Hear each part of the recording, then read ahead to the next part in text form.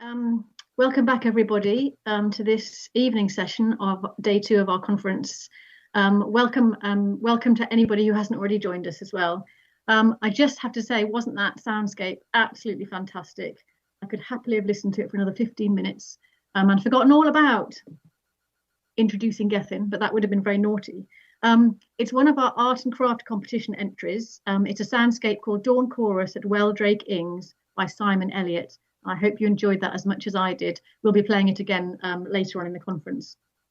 We're going to start this session by doing a poll that I forgot to do in the earlier session. So Babette, if you wouldn't mind launching poll number 4. I do apologise about that. It relates to soil carbon activity. So please just answer yes or no to the question. And if you're able to say in the chat what you are up to, it would be really helpful for us to see what people are doing. The poll asks, are you using soil carbon data in the land management decisions you're making currently? And if you answer yes, would you mind putting a bit of information in the chat about what you're doing? Is that working? Thank you. Okay, we're having some answers coming in. Lots of no's. Just let it run for a couple more seconds. We need to have our lovely Weldrake soundscape elevator music back on again. Do you know, you could probably use that for elevator music, couldn't you? Probably make a fortune. I might suggest that to him. So while we're just finishing off the poll, I'm going to introduce our chair for this evening, who is Gethin Davis. He is a senior agricultural advisor for the RSPB, and he represents the RSPB on our Floodplain Meadows Partnership Steering Group. He also helps to manage a livestock farm in mid Wales.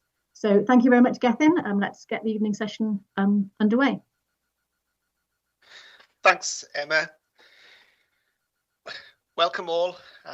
Yes, it was beautiful listening to that music. The arts project seems to have been such a success, and so many great things coming up that you've managed to integrate into this conference. It's lovely to see.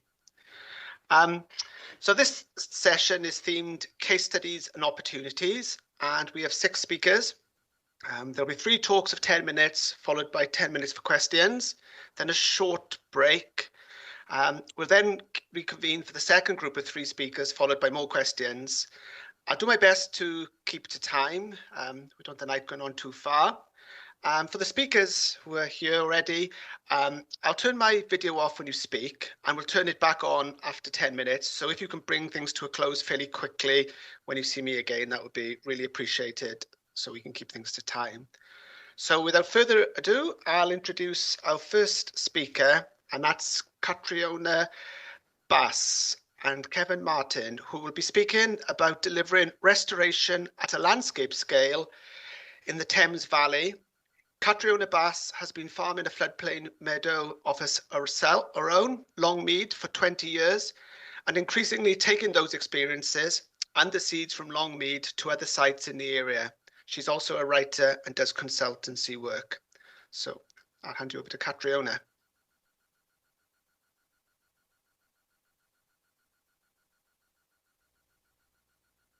Hello, can everybody hear me? Yes, we can. I'm assuming you have. So this is Longmead, 10 hectares of original floodplain hay meadow, just above Oxford on the Thames at Swinford. So yes, we've owned it for 20 years. In the last 15, we've been using the seed to help restore neighbouring sites, originally just as a donor site, and then increasingly helping doing the actual restoration and helping neighbours with the ongoing management of it. Doesn't seem to. How does the slide doesn't seem to move on. Catriona, do you want to take control? Oh, there we are. Yes. Okay. There you go. That's right. Okay. So this is the area of our project. You can see, unfortunately, with a Mac, the pointer doesn't work, but Longmead is just below the, on the top left-hand corner below Ancient, the urban conurbation. And downstream of us are the great triple SIs of Yarnton Mead that Claire Lawson mentioned this morning, Pixie Mead, Oxy Mead. And then beyond them in Oxford itself, smaller fragmented local wildlife sites and SSSIs that are also original MG4 grassland. So it's a hot of the tiny fragments that are left of MG4, whatever amount you decide there is. This is clearly a hotspot. So also interesting, the pink are sites, restoration sites under Natural England's agri-environment schemes since the 2000s. And they hadn't been surveyed until 2020 when myself and Alison Meldal went and looked at them. And then Emma and Irina Tatarenko came this summer, and they're doing very well. So it really makes it an area where you might anticipate doing connecting up. And we're literally working field by field, neighbour by neighbour as a patchwork to try and get a connected habitat. So at this bottom end, so the yellow are the sites that are part of our project. And excitingly, just yesterday, or the day before yesterday, the landowner south of the last site on the left has sort of who's been we've been going very slowly with him. He's kind of come in and said that he's interested. So so that's all very positive, but I have to kind of think of two pieces of kind of important research in this area. Emma and Irina and David's research of last year showing that only 25% of the site restoration sites they surveyed demonstrated expected success. And Alison MacDonald, who was here yesterday, and Ben Woodcock's prediction that restoration sites will take 150 years for the majority of the species to colonize. So both qualify with sort of slightly more heartening things. But the thing to say with that is that we, as we all know, must protect the originals, and that's not happening in this part of Oxfordshire. So a few years ago, 11.2 hectares of local wildlife site, MG4, was lost to development, despite the heroic efforts of BBOUT to try and protect it. And the local wildlife site at the bottom, Oseney Mead, bottom middle there, is now threatened by the Oxford flood alleviation scheme. And the tragedy here is that actually the meadows to the south of those also have quite significant fragments of many of the indicator species, pepper saxifrage, great burnet, and those kinds of things. So that's the context in which we're working, and based on what's clearly a difficult job of restoration, we tried to kind of understand what would give us the best kind of way forward. So this is a kind of the sort of local network idea of starting with people coming together in the local area that may hopefully give you the kind of longevity, maybe not 150 years, but I'd wanted to use great burnet actually, because we know that those plants live for 150 years, but it doesn't quite have the connectivity. But the key thing here in the context of the landowners that we're working with who don't have the skills to independently, or the encouragement, the real importance of handle holding. And so the key thing here in this picture is, I think, the Natural England advisors that were critical in the early 2000s. Anne Cotton, who is now our local advisor, who's now an ambassador, doing the ambassador course for the FMP.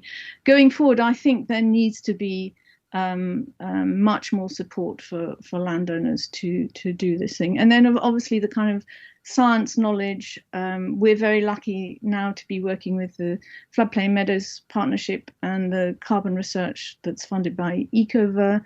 We're also working with Oxford University. And then this other kind of knowledge, the local knowledge, which Joanna talked about very clearly.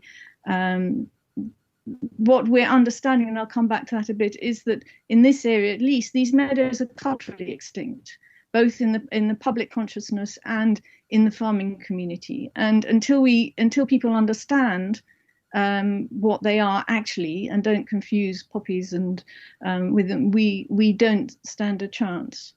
So here's just a few observations of the need for hand-holding going forward if we're going to kind of scale this up. So I'm just going to take a few little examples. You can read some more of them here. Oops, sorry, I've gone backwards. So Christchurch, we turned up and they had got their farmer to cut the hay short as we'd asked. They'd left it at about 5 inches. If we just cut that and started the process, we would have ended up with a compost. So we then spent a week cutting. It happened to be very hot. We cut it sort of incrementally, millimeter by millimeter, and it blowed off, and actually it was fine. Similarly, our contractor didn't want to come into Oxford with the muck spreader because the big wheels would have mown over cyclists, as he said. So we brought it in with a trailer and dumped it in a heap. So the literature says that you can leave the heap for 24 hours. We found after 2 hours, if you put your hand into the heap, you burnt it off. So clearly we would have ended up with compost if we'd left it for 24 hours. Flooding's an interesting one. Both are, this is Christchurch, 3 months last winter underwater. The 2019 restoration we did was also 3 months underwater.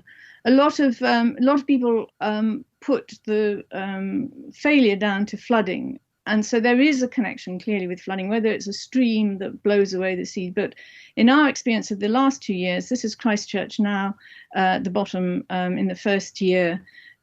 Spectacular success in terms of yellow rattle. Also really interesting, great burnet came up, which you don't expect to see in the first year, and also adder's tongue fern.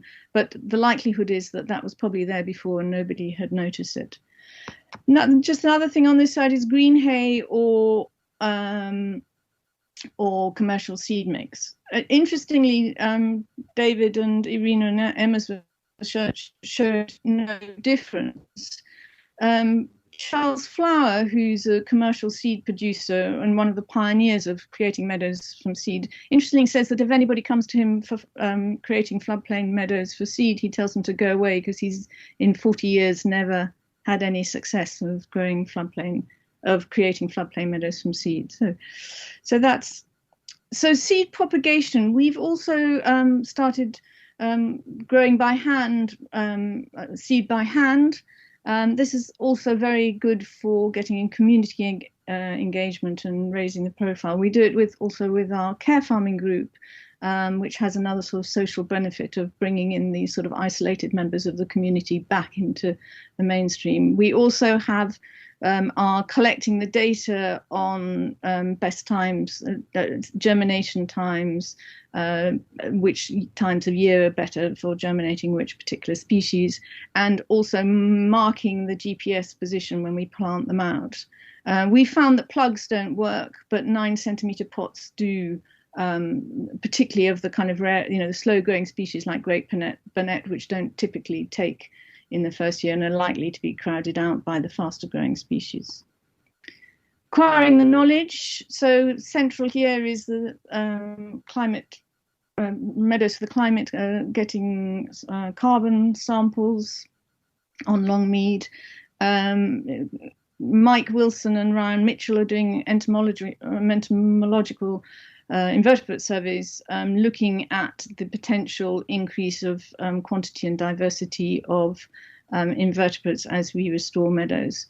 Rather wonderfully here, that kind of rather grotesque fly in the middle is a very rare Sarcophaga villanova, which Ryan found in Longmead on 2020, and is only seen on 7 other sites in the UK. And what's really interesting was that it was first identified downstream at Yarnton in the 1930s. Really critical here is the knowledge of local knowledge, farmers' knowledge, particularly the old farmers' knowledge, but also the handful of farmers who have still these rare meadows.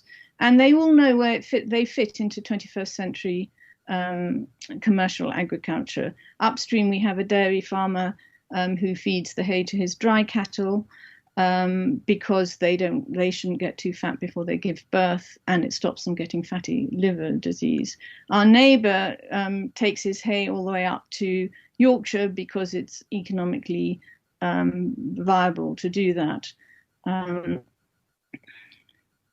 And then finally, bringing these communities together.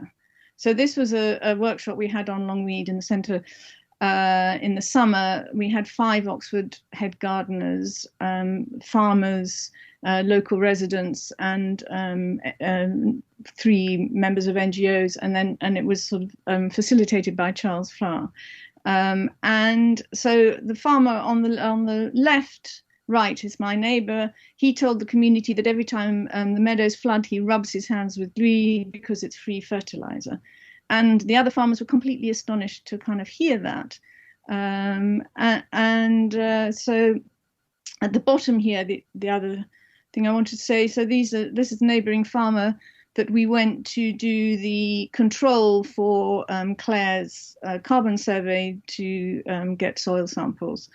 This is his arable field in the winter. He completely lost his crop due to flooding, as did many of our other neighbours.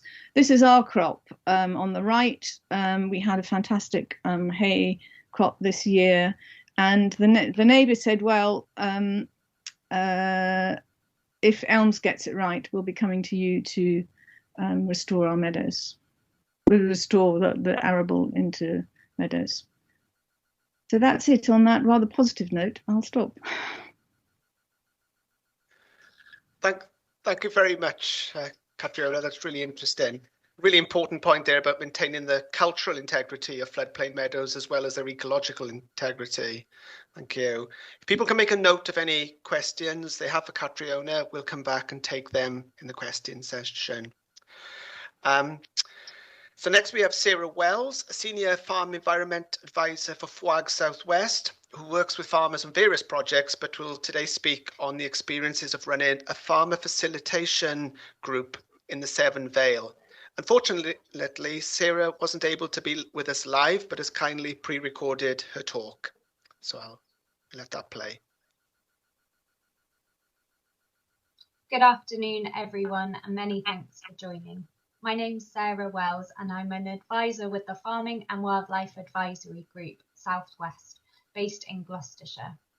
The Farming and Wildlife Advisory Group are working with 4 farmer groups in Gloucestershire, and today I'm going to spend a short time talking about the Severn Vale Guardians group specifically, which focuses on the low-lying land around the Upper Severn Estuary and the River Severn.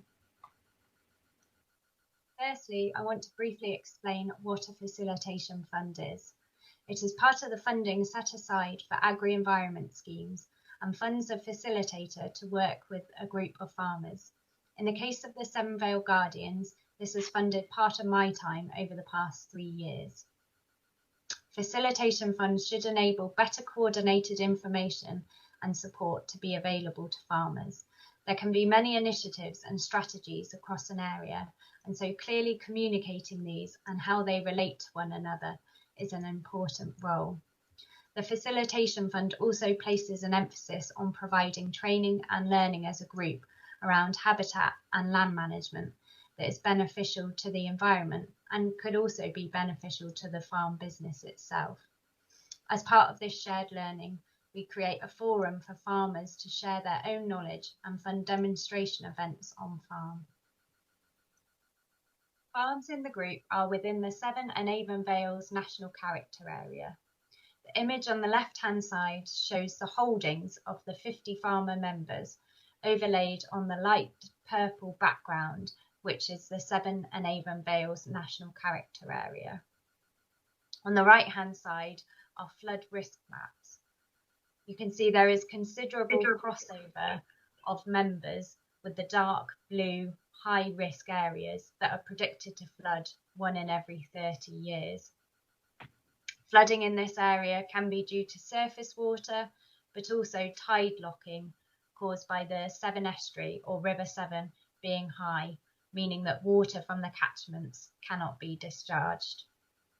I know water shapes all landscapes, but when you look at the scale of flooding in the Vale, the tidal influence of the Severn Estuary, the erosion and the drainage networks that have been designed and implemented, water really does shape this landscape. So why here? The Severn Vale is a heavily designated area with internationally important wetlands. and SSSI sites such as Woolmore Common, the Upper Severn Estuary and Ashelworth Ham. There's also the Wildfowl and Wetlands Slimbridge Reserve.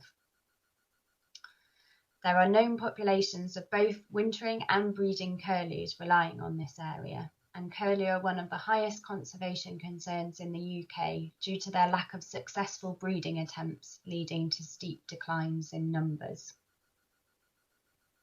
Before the group formed, there was existing curlew survey work being carried out by an expert volunteer, which had captured the interest of many farmers locally and enabled the initial interest in and setup of the group. The Severn Vale is also an incredibly important area for European eel, with migration into the Severn Estuary and the surrounding catchments. And perhaps longer term, but WWT have a small number of breeding common cranes on their Slimbridge Reserve. So could we, by sympathetic management of surrounding sites, support their return into the wider landscape? Now is also a good time to mention that WWT have been a key partner in the Facilitation Fund, providing support through technical expertise in wetlands and curlew and seed funding to trial pond restoration. What we are looking to discover with the group is how far sustainable land use providing clean water and healthy soils can underpin biodiversity recovery, and along with specific habitat interventions, provide ecological connectivity or stepping stones between these key wildlife sites. The group aims are to look from individual holding level to landscape scale around the management of soils, natural flood management, habitats and resource protection. There is a need to look individually on farms about how soils can be managed sustainably, watercourses kept clean and habitat managed in the most beneficial way. And this links with work at a landscape scale around water flow across the wider area, natural flood management and connectivity of habitats. During the first year of the project, there was a recognition that in this area of low-lying meadows that are a priority for breeding curlew, there is also a good quantity of floodplain meadow with botanical interest, much more than what is officially recorded or known about. We've been very lucky to have an expert volunteer botanist locally who has been key in highlighting some of these sites for us. So now, with the recognition that floodplain meadows can deliver for soils, natural flood management, species and resource protection, we've taken on floodplain meadows as a key element of the Facilitation Fund. Over the last couple of years, we've held events to look at topics such as the complexity around timing of hay cutting, both for the benefit of botanical species, but also if there is a risk of curlew being present. We've also discussed management issues such as reed canary grass and how this may alter management of a site. Site visits have included visiting very botanically rich fields, which have provided a good opportunity for training on botanical identification, and also areas that may have been less botanically diverse, but still with indicator species present, showing that the hydrology may be suitable for floodplain meadow habitat and restoration, and an opportunity to discuss why it may at present not be showing the species diversity. On the right hand side, we can see a map of the Old Lammas meadow, where the ownership is still across many parties, shown by the strips on the map. Here the hay cutting is done over a couple of weeks, and this range of cutting dates benefits not only curlew but also the botanical diversity of the site.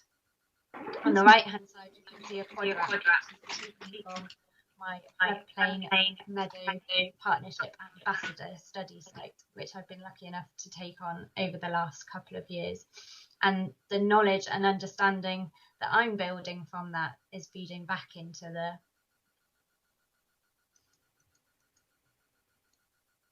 Alongside the farmer-specific events in the Severn Vale, there has also been development of a Gloucestershire Floodplain Meadows group, attended by in floodplain meadow management and restoration, with a focus on the Severn Vale.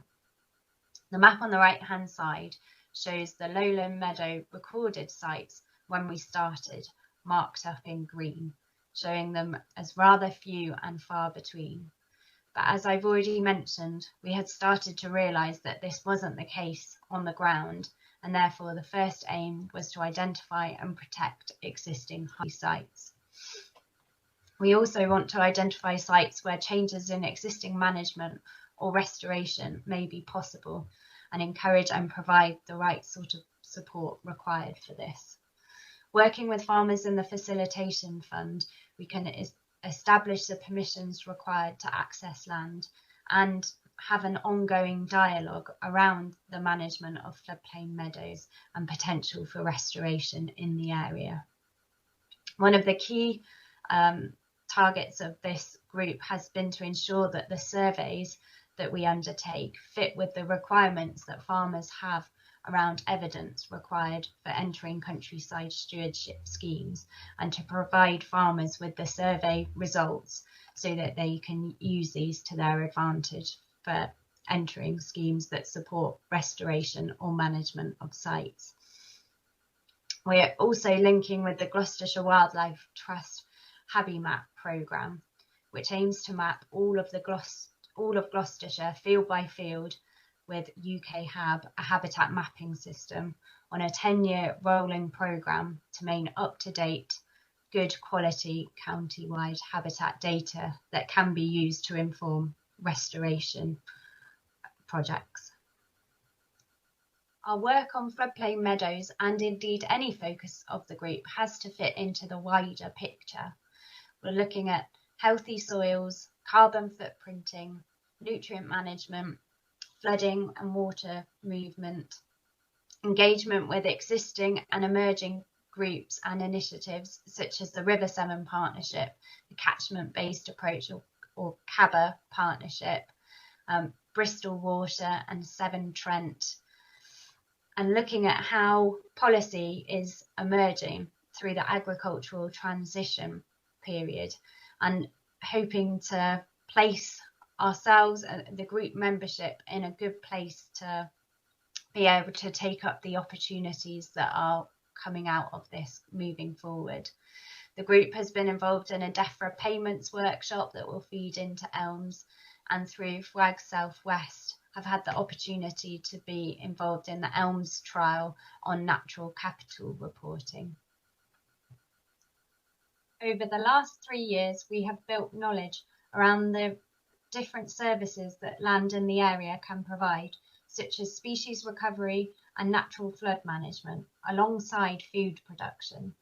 Going forward, we need to better understand how we can best support those farming in the area to deliver these services. How can we use the multiple policies and strategies to value the types of farming systems that we need, and look at better integrating the capabilities of the land with farm businesses. One way we are looking to do this is through the Flourishing Floodplains project, which has just received funding. The project will fund capital costs of the restoration of priority wetland habitats such as floodplain meadows and ponds in the farm landscape. It will also build local capacity for floodplain restoration and management, identifying donor sites, sourcing suitable equipment, and ensuring those working locally have the required knowledge. The project will also enable farmers to better understand and utilise natural capital, how it can underpin a sustainable business that is less vulnerable to fluctuations in prices and challenges posed by the climate. We will also look at how natural capital fits with the evolving funding and markets to support farm businesses. Alongside this, we hope to develop a shared vision amongst local farmers and landowners of how nature recovery, flood mitigation and food production fits within this landscape. Finally, I just want to say thank you very much to the Floodplain Meadows Partnership for having me, and a reminder in these photos of how productive these systems can be. Thank you. Thanks, Sarah, for doing that talk. Sarah's here and will be available to answer questions in the final session. I believe we're going to just do a quick poll now at the moment. Next.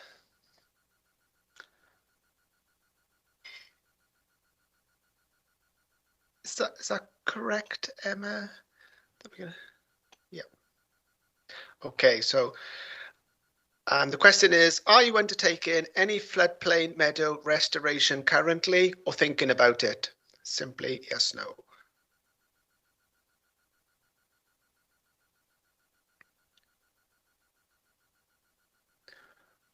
Okay, finally in this session, we've got Claire Hill, who's waiting patiently there. Claire's Director of Regenerative Agriculture at the Farm Animal Initiative, and she'll be talking about the floodplain meadow restoration and management on their farm on the River Thames in Oxfordshire. Thanks, Claire.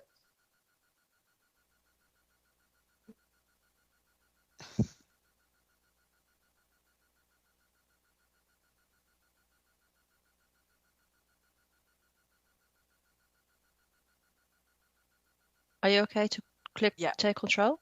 I am. I've clicked. Yeah, I've clicked take control. It wouldn't let me unmute, but it is doing now. So that's great. That's good. Can you? Yes, I have control. That's good. Thank you for the introduction. And yes, we look after quite a large area of floodplain meadow. I should steal Catriona's map for my presentation, I think, because our meadows are all on there. Luckily, we're very lucky to actually have the management, although we don't have it under our direct control, but of the Yarnton and Pixie Mead meadows, which gives us access to the SSSI meadows, as well as floodplain meadows on the other side of the river, which don't look quite as beautiful, but we have done various restoration work over the years and are looking to do more, which I'll come on to talk about. So, I should say that we're, oh, that's not moving on. Why is that not moving on? Let me press that button again. So here we go. Yeah, so my map doesn't look as pretty as Catriona's, but can you see my cursor? Does that work? Can I use that as a pointer, or does anyone know? Laser pointer, red. Here we go. That's jazzy. Right. So this is our main farm here. We would on our kind of FBT, we're tenants of Oxford University, we would have all of this land that goes down towards Oxford and up to Whiteham Woods here.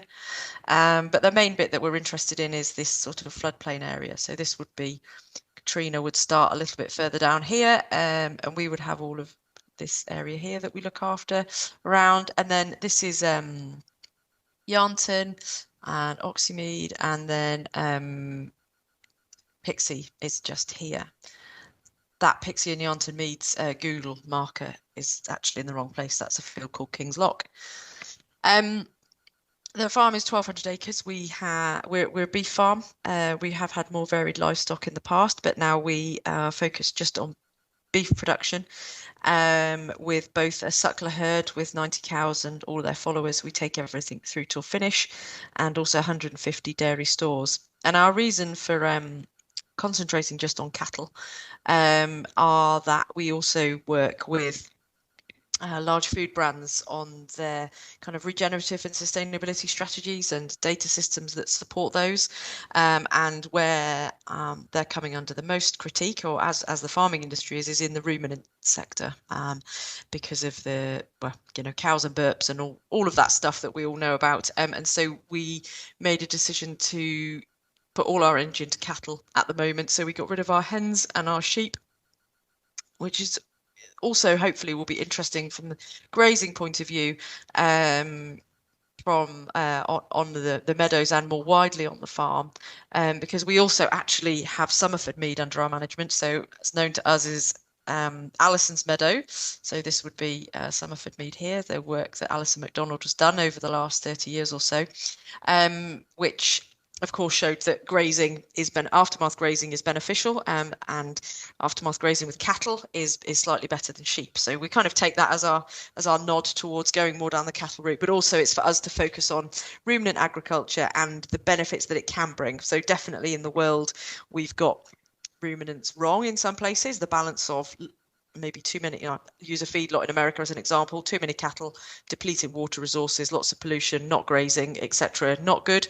Grazing on meadows like we have here, and the benefits that they bring both to the biodiversity and to carbon sequestration and the whole cycling ecosystem processes is really important. So what we want to do is focus our energy on looking at improving the benefits of these.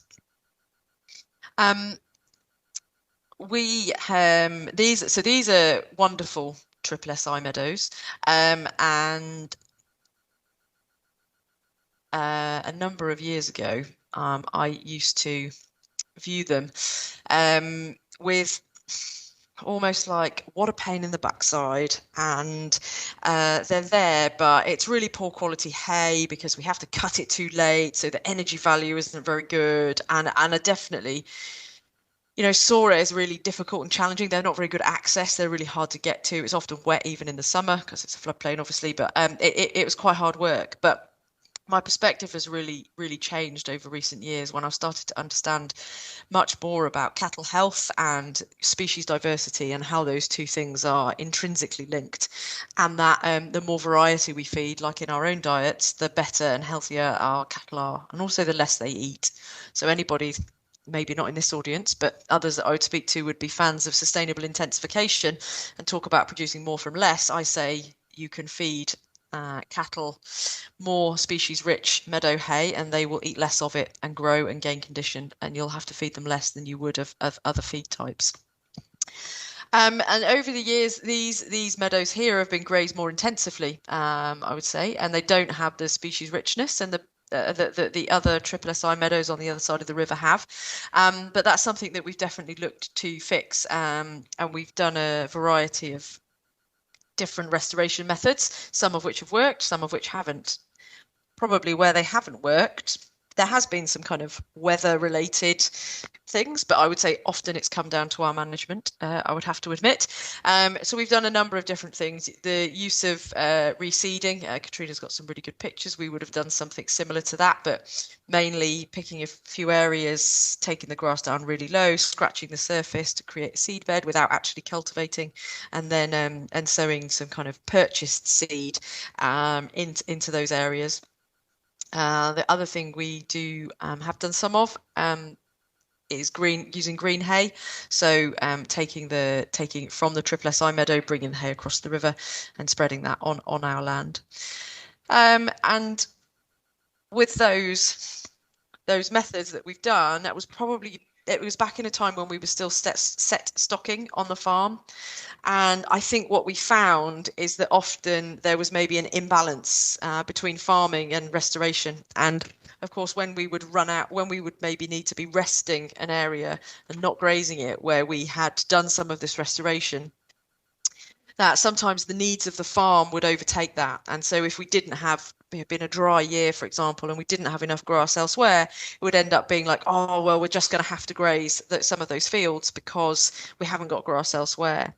But since we started with our regenerative grazing, where we're doing the kind of holistic planned grazing or adaptive multi-paddock grazing, or effectively any grazing system where we're doing kind of grouped our animals up, so a large group of animals for a short period of time. For us, that's about 2 days, followed by a long rest period. Then we are able to include much better restoration within our management, mainly because rest periods were not something that we maybe factored into our thinking previously, but they are. What we're learning is so important for the development of species richness. And of course, that's why the triple SI meadows have benefited in one way over the years, is because we graze them on an aftermath, but they're only grazed for a few weeks a year before getting a full rest. And so it's almost like we replicate some of that now, resting depending. We aim for between 3 and 6 months. We don't achieve that on all fields. But because we build that into our grazing planning, it means that when it does come to, if we have to stretch that a bit and graze more frequently, we can certainly avoid areas where we've done any restoration, which was something that we just maybe didn't have built in well enough before. One thing that I'm sort of touching on here in our grazing management, and what we've also found is across the farm, and I should say that our whole farm isn't made up of floodplain meadow. We do have some higher ground as well, although we're in Oxfordshire, so nothing's too high. But we definitely have, so it goes up towards Whighton Woods where it becomes quite heavy clay up on the hill. And we're using the regenerative grazing across the entire farm. But one thing that has really excited us about the combination of these two areas of the farm, sorry, I keep forgetting to, I press the button and it doesn't move, is using the bales from the Triple SI meadows with super species richness and using them for our winter feeding. So this is us outwintering on the farm where anybody that had ever worked on or had anything to do with this farm told us that you'll never outwinter on this farm. But this is us outwintering on the farm, and the bales of hay that you see rolled out here are bales from the Triple SI meadows. Now, David and the botanists amongst us would say that success rate of expecting any of the seeds to still be intact and viable from a hay cut and actually to benefit any new pasture and germinate would be very low. So I don't know whether it is the seeds dropping out of the Triple SI hay that are contributing towards the species diversity that we're seeing in our fields now, but in this field, we are now seeing huge clumps of bird's-foot trefoil and other plants, which we always had in this field. They were always present. So I don't know if it's been a change in our management or the species-rich hay or a combination of the both, but we now see huge patches of bird's-foot trefoil and up to like knee and beyond height, whereas before we would only see them as very shallow, low plants. So that's something that's really excited us and is a way of where floodplain meadows are contributing towards the kind of overall benefit and running of the farm. And you see these areas here, don't panic about these. These are kind of slightly muddier areas where the hay bales have been rolled out. But actually what's happened there is the cattle have trampled that in, and it's been a great kind of way of feeding the soil microbes with more carbon, and all of that now is disappeared, and it's sort of waist height in grass and plants and legumes and forbs again. So that's been really exciting for us. And this is just a demonstration, I guess, of just seeing a little bit of the regrowth in the way in which we manage the animals, rotating them round from one cell to the next on a 2-day shift. And this slide here, it wanted to just demonstrate some of the benefits that we're hoping to achieve on our soils. So this is a sample here that we've dug out of Pixie. And you can see the sort of almost compost-like structure here with the small lumps of soil and quite porous looking, like water could infiltrate through or does infiltrate through. And the roots go fairly deep. We only dug so deep, but the roots keep going down. And then when we look at a soil sample on our side, what I would call our side of the river, so the non-Triple SI side of the river, you can see that it is much it's much shallower, that it was difficult to dig down any deeper for a start. Secondly, the root zone is just in the first few centimetres. There are some roots that go down, but the majority are all up here. So our water infiltration, our carbon, everything is being held in this part here, and we've got a big missed opportunity.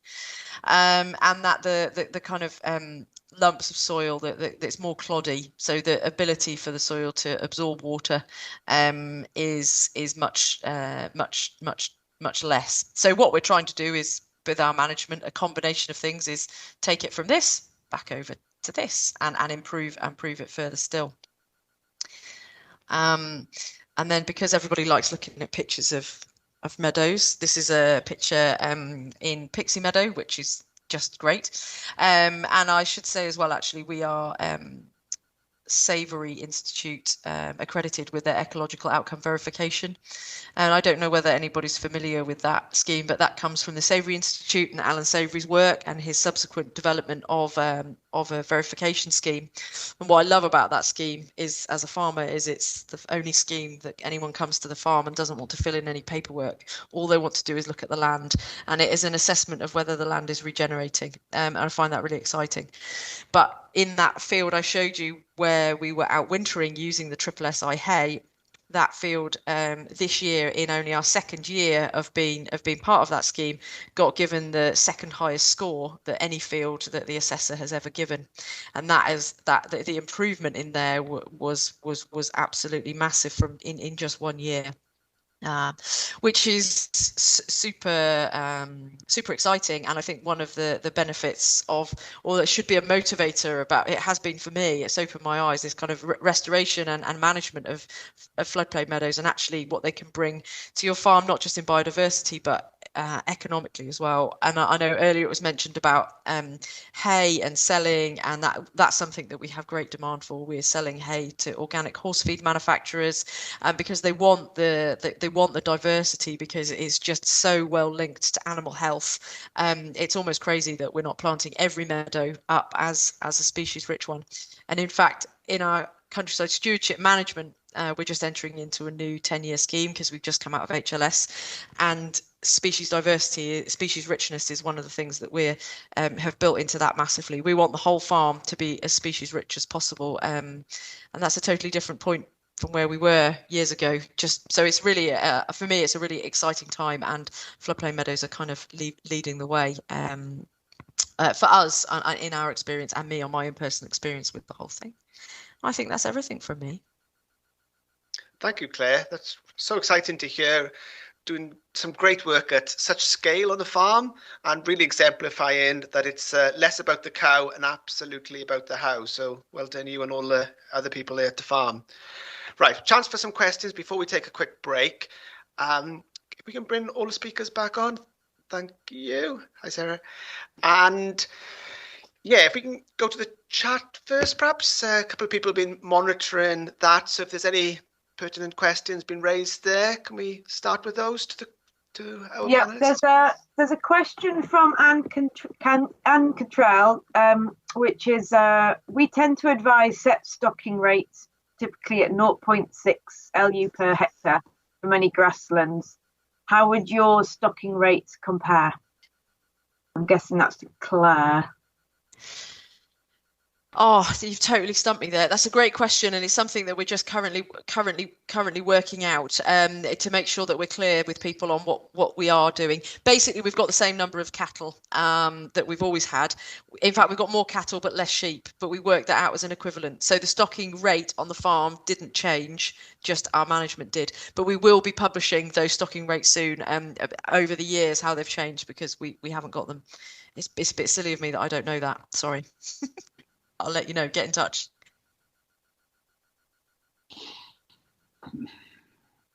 Anything else standing out in the chat bar, Olivia? I mean, I don't know if you want to put that question to Sarah, if she's able to, or Catriona. I don't know if they've got anything they can say about stocking rates. Not to put them on the back foot or anything. So we just go with the standard stocking rates that you've suggested. We don't. Okay, we'll take a question from people from the hands. Alison McDonald, you've got your hand up. Do you want to ask your question, please? Just unmute you.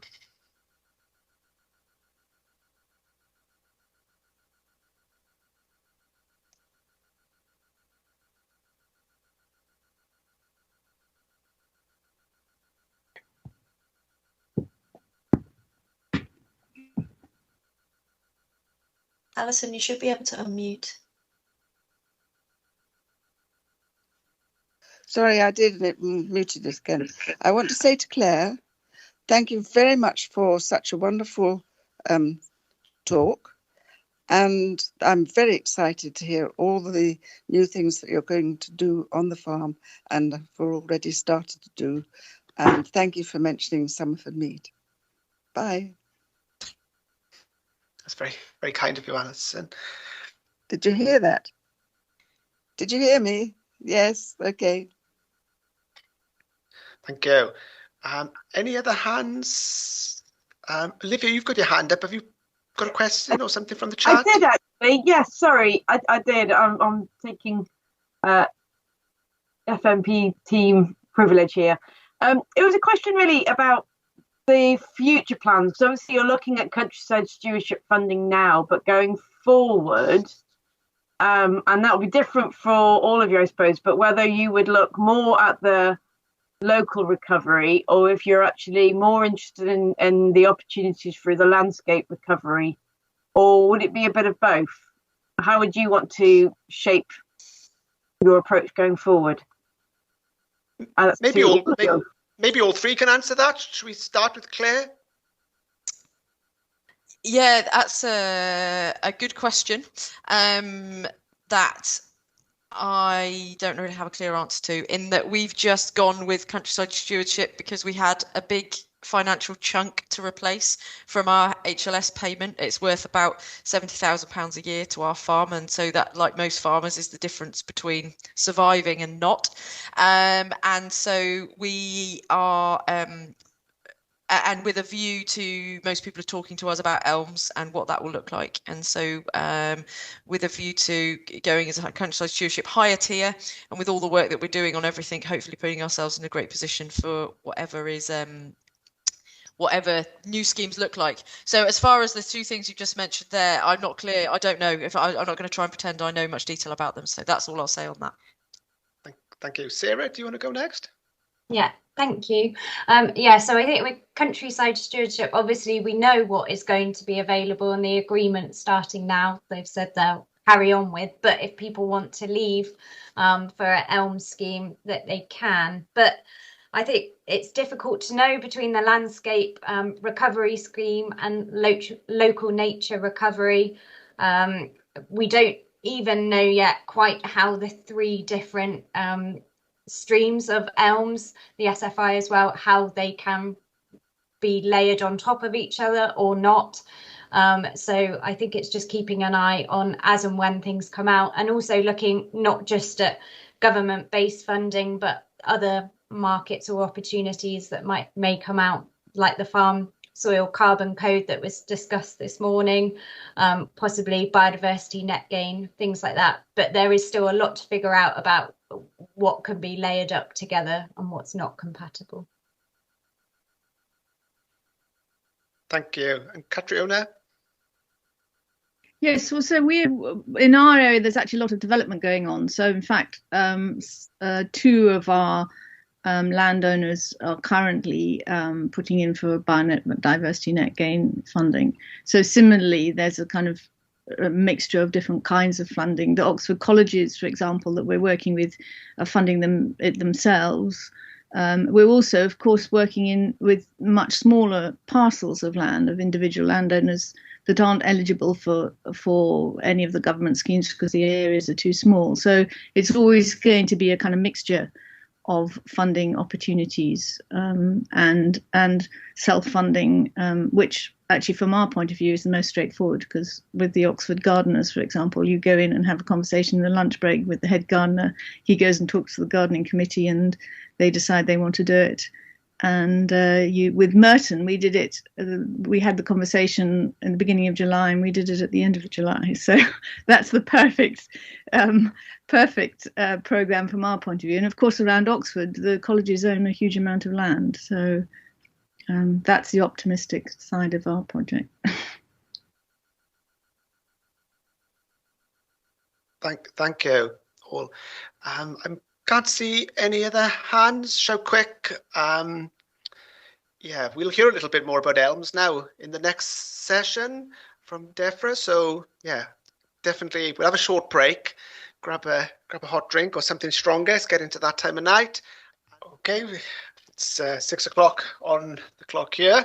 So we'll move on to the second part of this session, and we'll begin with Ellen Brown, Head of Policy, Local Nature Recovery at DEFRA, and she'll be talking about the future elms schemes.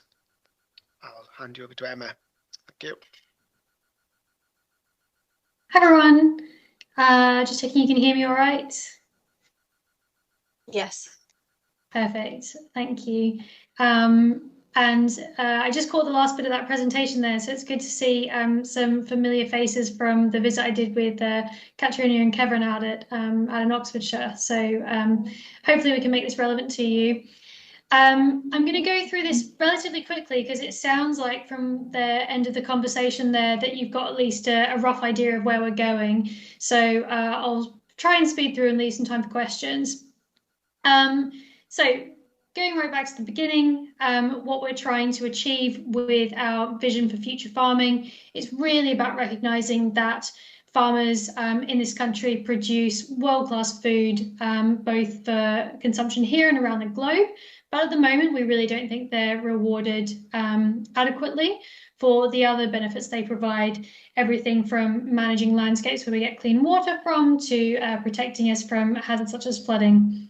So our vision for the future sector is one that adequately rewards those environmental benefits. It's of a farming sector that's self-reliant and resilient, a much better relationship between industry and government, and also world-class animal welfare standards. So it's great to hear you talking about kind of the animal health benefits of biodiversity before. Huge fans of the One Health approach. In terms of the public goods that we're looking to deliver through our future environmental schemes, we've got clean and plentiful water, clean air, protection from and mitigation of environmental hazards. So we're including wildfire and flooding in there, mitigation of and adaptation to climate change, thriving plants and wildlife, beauty, heritage, and engagement. So it's great to hear that there's people on the call who are in countryside stewardship. Countryside stewardship is a fantastic scheme. It gets better all the time. It really is quite a mature offer. You know, I think it's fair to say there've been quite a few kinks to work out, but it's improving all the time. Some of you will be aware that it's undergoing a payment rates review at the moment. But we basically want to build on that. We want to take what's good about it into the future and ditch what has been less successful. With that in mind, we want new schemes to be more flexible. We want to design them with the people who are actually using them. We want to take an approach to regulation that looks to support land managers rather than penalising them when we know they're trying to do the right thing, and also gives farmers flexibility, recognising that they're in the best position to understand what they can and can't do on their land. These are the strategic objectives for the programme. So securing a range of positive environmental benefits, but also tackling some of the negative environmental impacts associated with agriculture.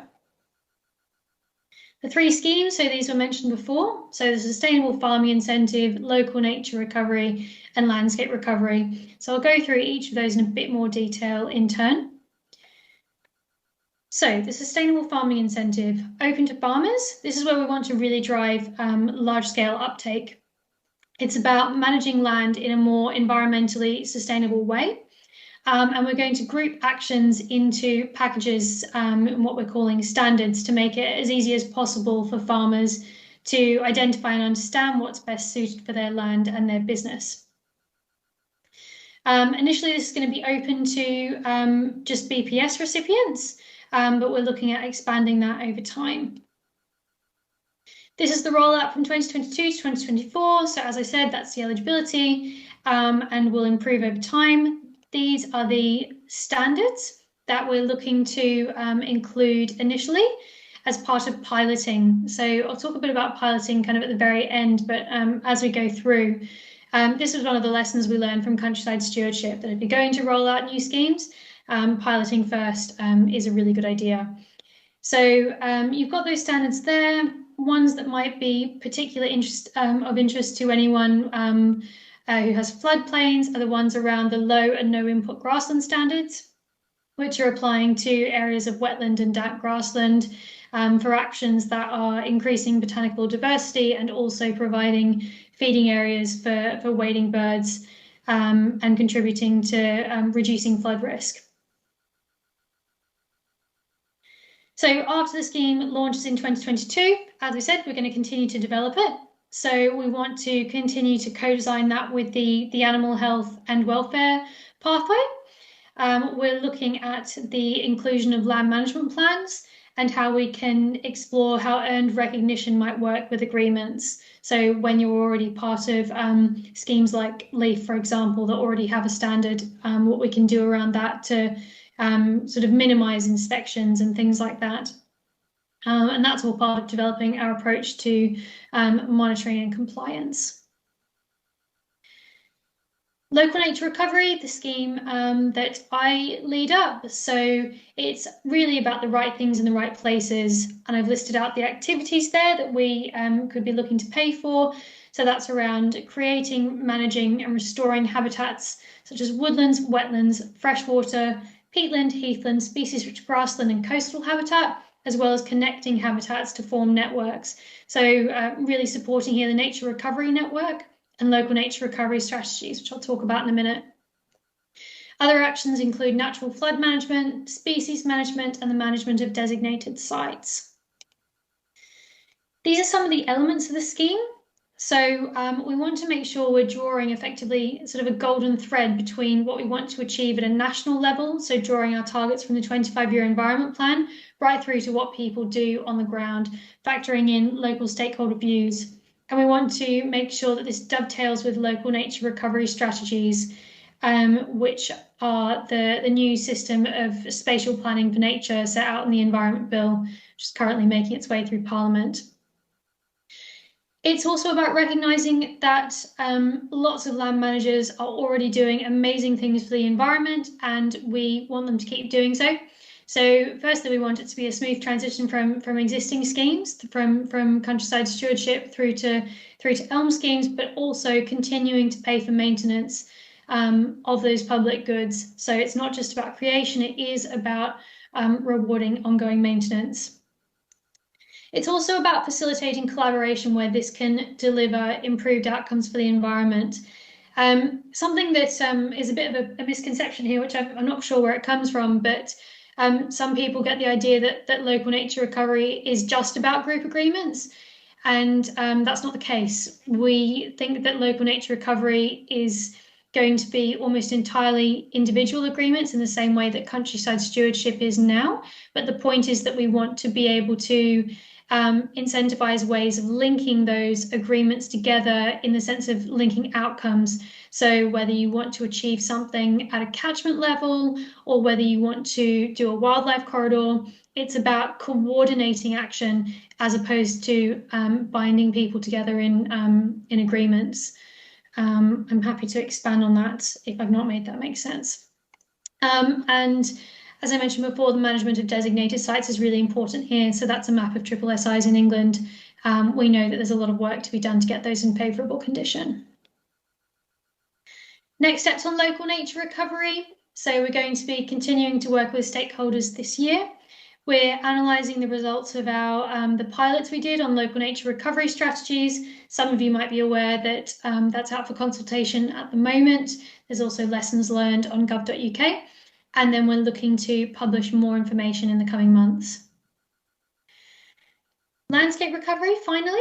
So here we're talking about long-term land use change projects. So large-scale tree planting, peatland restoration, saltmarsh restoration, and that's going to be a competitive process. Some of you might have taken part in the market engagement we've done around landscape recovery more recently. Which is about looking at opportunities for landscape recovery pilots and really trying to start to understand what the potential is out there. So we've committed to launching at least 10 landscape recovery pilot projects between 2022 and 2024. And the theme for that first wave is around recovering and restoring threatened native species and also restoring streams and rivers. And what we also did as part of that market engagement that I wanted to show you is we did a bit of a mock-up of the types of projects that could come under these pilot projects. So based on entirely hypothetical situations. This is one example of a floodplain project. Those are some of the environmental benefits that we would be looking to achieve from that, and some of the actions that we would expect to be taken to achieve some of those benefits. So around re-meandering rivers and streams, woodland where suitable, and potentially some limited amounts of grazing there. This is our timeline. So tests and trials, which hopefully everyone's heard about is our programme where we've got we're working with farmers and land managers to design elements of the scheme. So that's been running since 2018. Some really interesting projects around things like payment by results and other innovative payment approaches. I'm particularly interested in how they engage with local communities. So we've got some really interesting projects in the Broads and elsewhere. Sustainable farming incentives, so we're piloting that over the next couple of years with early rollout from next year. Local nature recovery will pilot starting from later 2022, phased rollout from 2023, landscape recovery pilot starting from next year, phased rollout from 2024. And worth mentioning that countryside stewardship continues to run alongside that, as I think someone mentioned just a bit earlier. And last countryside stewardship agreements can be applied for up until February 2023, with the last agreement starting on the 1st of January 2024. So you've got options there to consider what's right for you at the particular point in time, depending on farm business cycles. I also just wanted to mention as well that, you know, as I'm sure you've seen on your conference, existing schemes really do support work on floodplains. These are just two really fantastic projects that I'm sure you have more information about than me, but I just wanted to mention them because I think they're particularly exciting in terms of the way that they have really taken a partnership approach and engaged with government, with local stakeholders, different land managers. I think they've both been so impressive, and it really demonstrates what can be achieved when we can get government and the farming sector and ENGOs all working together. Finally, I think, as I said, further information is coming on the schemes. So we've had a big push from Link, Wildlife and Countryside Link today, in looking for more information. So we really appreciate that there's a real hunger for information on new schemes. You can sign up to our DEFRA e-alerts and keep an eye on our landing page, which has a lot more information, blogs, etc. if you're interested in more information. And that's it from me. Thanks, Ellen, for keeping so well to time. You can keep a note of any questions for Ellen after, and we'll move on to Caroline O'Rourke, who's going to talk about some work mapping floodplain creation and restoration opportunities in Gwent, Southeast Wales. Caroline has a particular interest in floodplain meadows and in her free time acts as a voluntary ambassador for the Floodplain Meadows Partnership. Thank you, Caroline.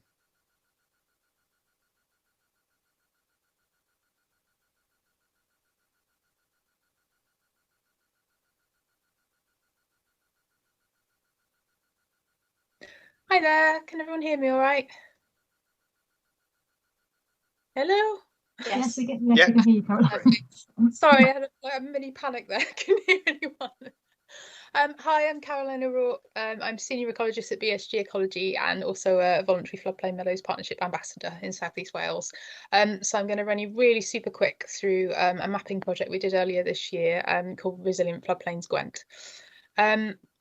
So this was essentially an opportunity mapping exercise for areas where floodplains could potentially be restored in South East Wales. It was a joint project between BSG Ecology, the consultancy I work for, and the Floodplain Meadows Partnership.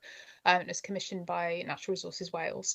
So NRW are taking what they call a place-based approach to the sustainable management of natural resources and sort of conservation projects.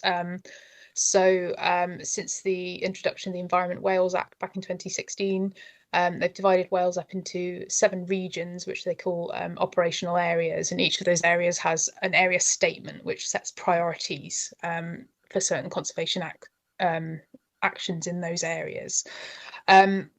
So this project was in the southeast area, so you can see that on the right hand side there, and within that area statement, enhancing floodplains is one of their priorities. They want to do what they call build resilient ecosystems, so that's about creating large-scale, properly functioning ecosystems that are well connected and can sort of help support climate change adaptation and mitigation.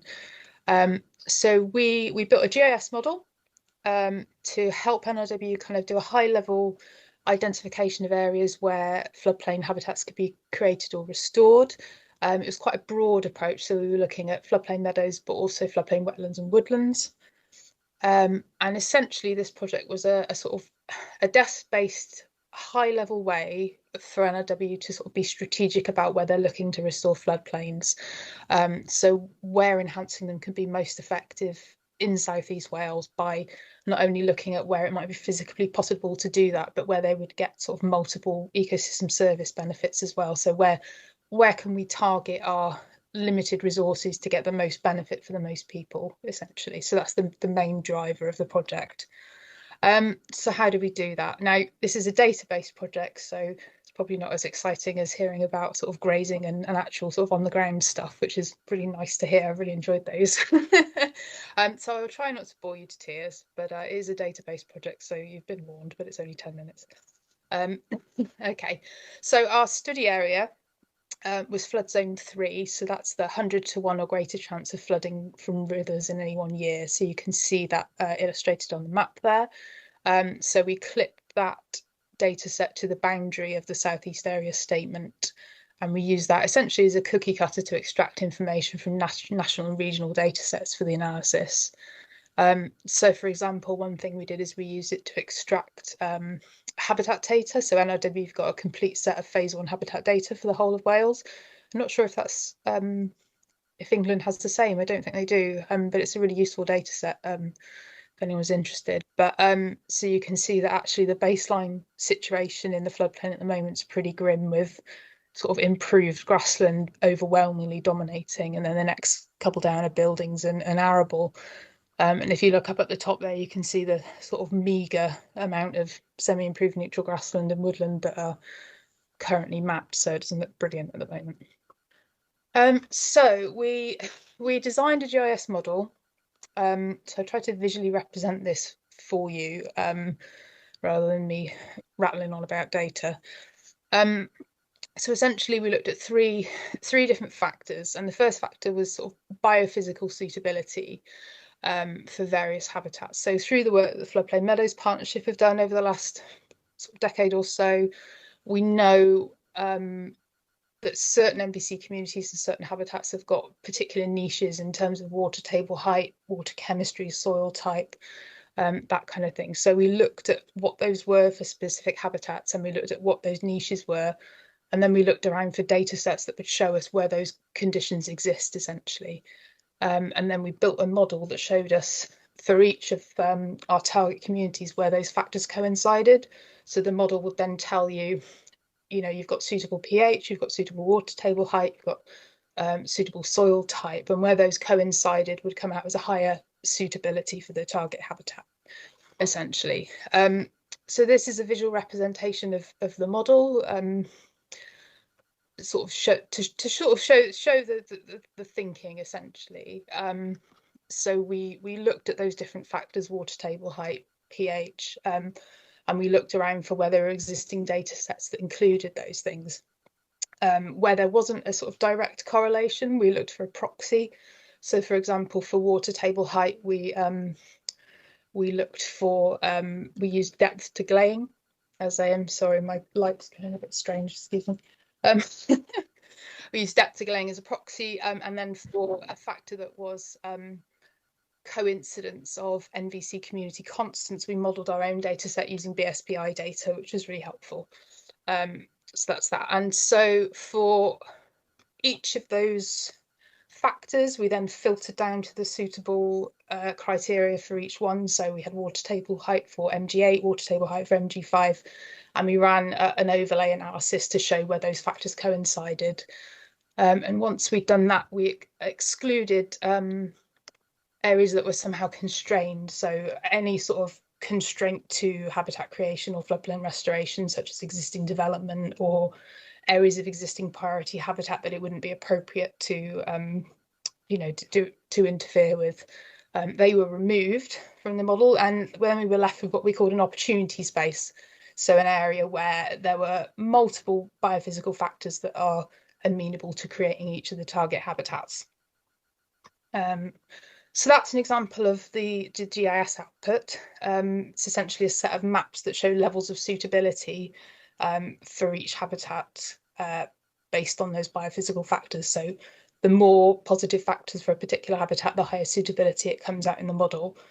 And we chose particularly to run this as a separate model from the prioritization exercise that we did later, so that it could be used as a sort of standalone resource. So if you were to, for example, have a parcel of land that became available for habitat creation, you could use this to look up which would be the most suitable habitat to target in terms of creation. So then once we'd sort of worked out how suitable particular areas of land in the floodplain were for certain habitats, we did a prioritization exercise. And so there were two factors then combined with the biophysical suitability. So the first was in which areas are certain ecosystem service benefits likely to be either practically able to be delivered or would be most beneficial to be delivered. And so for that, again, we sort of cast around to see what existing data sets we could use to interpret that. And there's been quite a few projects by NRW and other organisations that have looked at areas where there's potential for reconnecting the floodplain, where there is potential for floodwater storage, improvement in water quality, improvement in habitat connectivity. So all these factors, we collated them, and then we ran another overlay analysis, which basically shows the more of those factors that coincide in one area, the more likely it is that you're going to get multiple benefits. So those were classed as highest priority. And the third factor we used was potential influence over land management. So areas that were either owned by NRW or had some sort of environmental stewardship scheme, so there was an existing relationship with the farmer, or areas owned by wildlife trusts or other organisations that are somehow likely to want to be involved in sort of habitat creation or restoration schemes, because that makes it more likely that you're going to be able to deliver this. So that was then run into a second model. There's another diagram that shows you the workflow there. So these are your different ecosystem services here from various sources. Ran another overlay analysis. And then once we'd sort of run that second model, we filtered it down to a list of priority sites for NRW to assess. And we did that by using areas of contiguous high or very high priority from the model that were a hectare or more in extent, essentially. And then we went and consulted with NRW so that any sort of local knowledge that wasn't available in the data sets could be factored in. So there may be some reasons that it's not appropriate to create habitat in certain areas that you can't, you just need to know someone who knows the land locally to do that. So we went through that consultation process and ended up with a set of priority sites for sort of feasibility study going forward. So there's the the biophysical suitability model there. And there's the prioritised version. So you can see the priority sites highlighted in blue with a spotty hatch there. So we ended up with 29 priority sites overall, and mostly in the Usk and the Wye catchments on the east of the study area, so the pink and the green there. So that's 23 for grassland and wetland, and I think 6 for woodland up there. So the next steps in this project, so those sites, they cover about 400 hectares overall, which if we go back to our baseline, if we were to create floodplain habitats in all 400 hectares, it would be, a significant improvement. You could double the amount of woodland or quadruple the amount of grassland. So that, it could be a really big thing. But obviously that depends on resources and availability. So that, there's some sites that are about a hectare, but there's also clusters of sites that add up. So you could progress the project on either a single site basis or a catchment basis, depending on the resources available. But obviously essentially it's a desk-based exercise, and the model's only as good as the data that goes into it. So the very first step that we need to progress is to go out and ground truth some of these sites. So take some soil samples, do some vegetation survey, see how that matches up with the data that we've used, and that will then feed into a feasibility study prior to any sort of actual habitat intervention. So yeah, that's a really quick whistle-stop tour of our project. We also did a really high-level ecosystem services assessment, where we showed that if we took areas of improved grassland and converted them to floodplain, wetland, woodland or meadow, that there would be a significant uplift in ecosystem service delivery in sort of monetary terms as well. So that could potentially be the basis of sort of future environmental land management schemes for NRW. At very early days, but it's essentially a signposting tool for where potentially resources could be focused and sort of strategic decision making, essentially. So my details are there if anybody wants to hear a bit more. I'm happy to chat to anyone, give me a call or an email, and yeah, that's it from me. Thank you, Karen. It's not boring at all. It's really important work in helping to target resources, effort, money. Yeah, so I it's left great the work. maps out. Grand. So on to the final talk of this session, and that's Dr. Irina Tatarenko, who is the research manager for the Floodplain Meadows Partnership, and she's going to talk about getting back the lost hay meadows.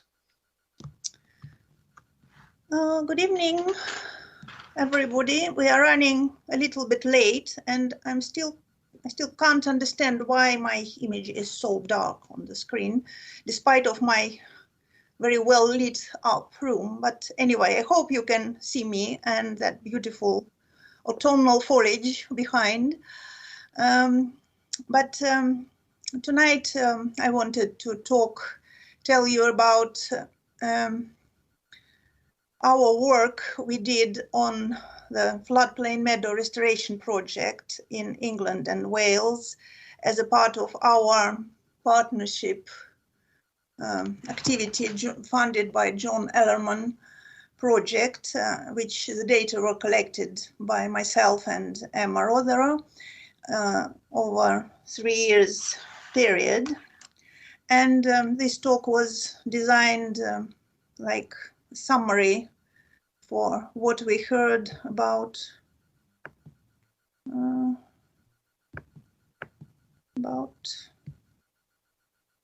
my slides don't move.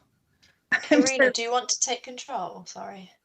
Yeah, I would be happy to take control if it's possible. Yeah, there should be a button near the top middle of your screen that says take control. Okay, thank you. There you go. Oh, beautiful. Okay, so I'm in control now. And here is our project, and locations showing in blue, they were existing floodplain meadows, ancient floodplain meadows, and the green dots are the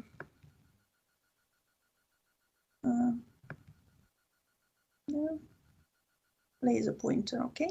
And the green dots are restoration fields, which we surveyed in the period of 3 field seasons in 2016-2018. That survey included slightly over 800 hectares of the restoration sites, which we had knowledge about by 2018. That area greatly expanded since then.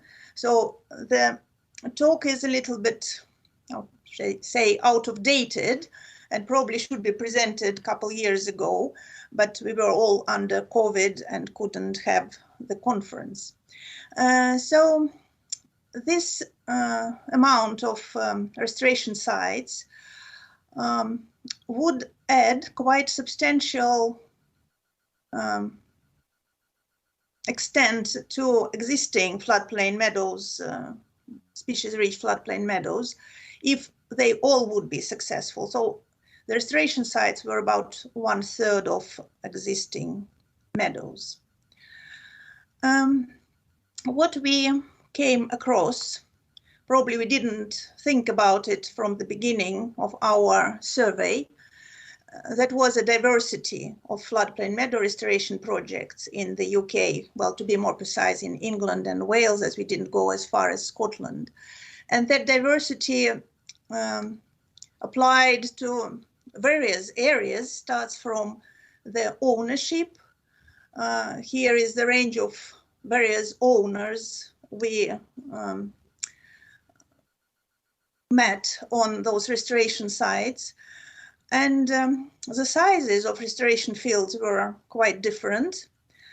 The condition of the sites prior restoration was also quite a range and quite different situations completely, which caused more difficulties for assessment and comparison to get the overview of the meadow restoration situation in the country nationwide.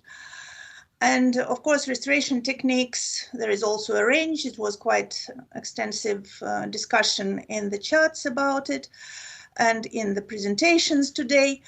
So all this we had to assess, observe, and decide was restoration successful or not.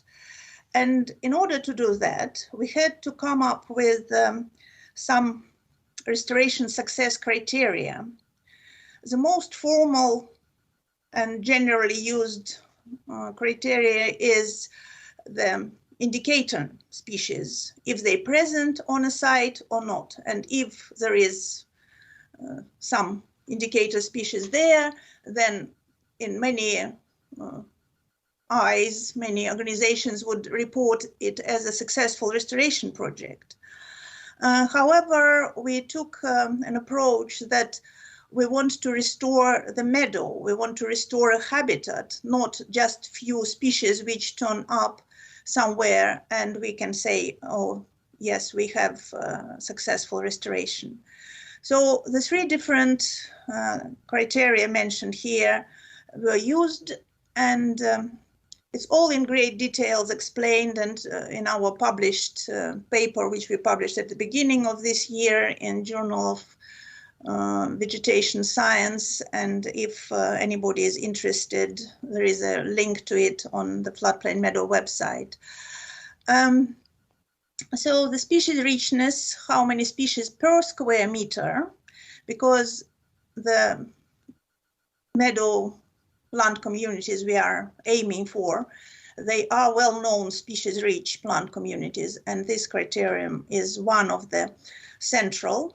But on its own, it didn't work because we really wanted to measure restoration success as a restoration of diversity.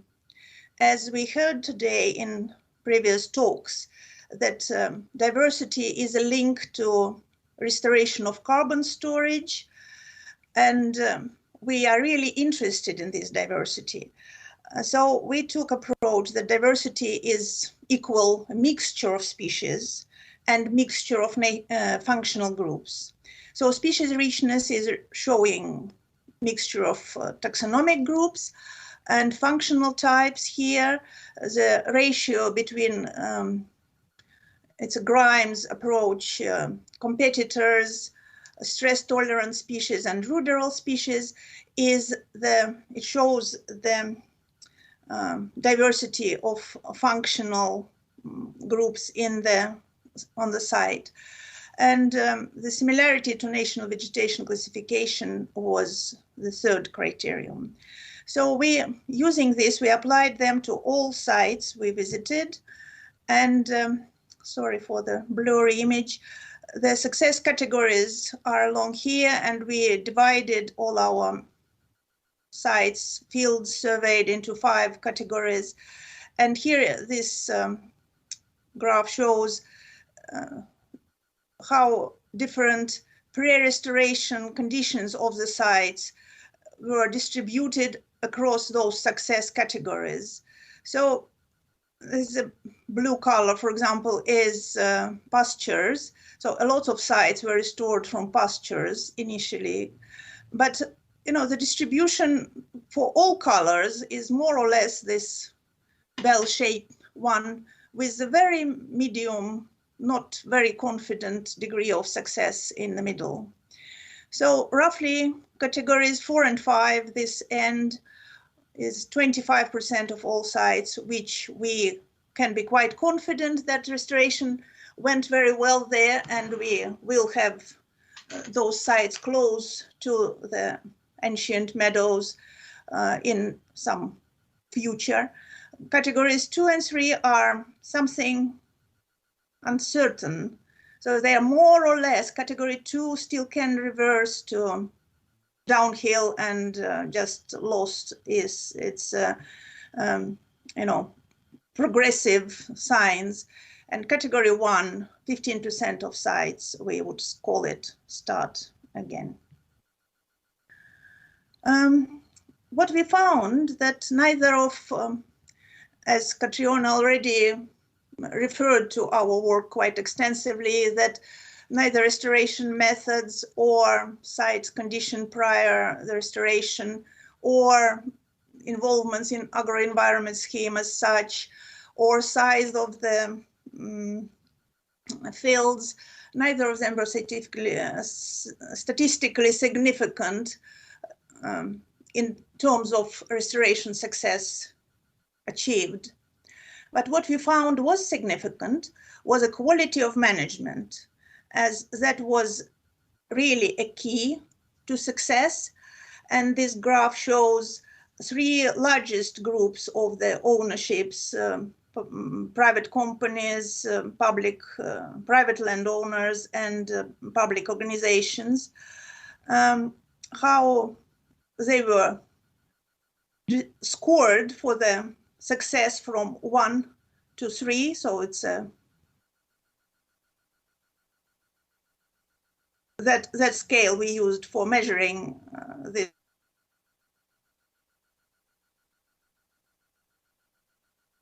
yellow bars was sufficiency of management was the greatest factor affecting the overall success of the restoration site. Also, consistency, and adaptiveness or flexibility, they were also significantly different between 3 categories, but to the smaller extent.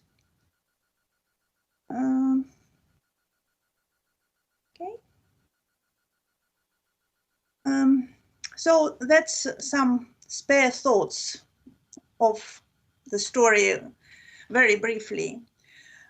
If we understood how meadows have been formed on the first place historically over the time on the floodplains, we might better understand what we shall do in restoration processes. And first we need to remember that floodplains, they are a very dynamic system controlled by floods and management. And we had a lot about this today and yesterday.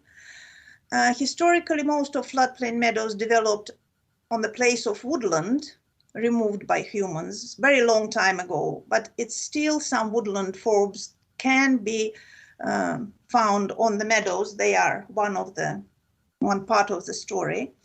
But it took many centuries for the other species to arrive to the floodplains, from wetlands, from dry meadows, from road wedges, from opening in the woods.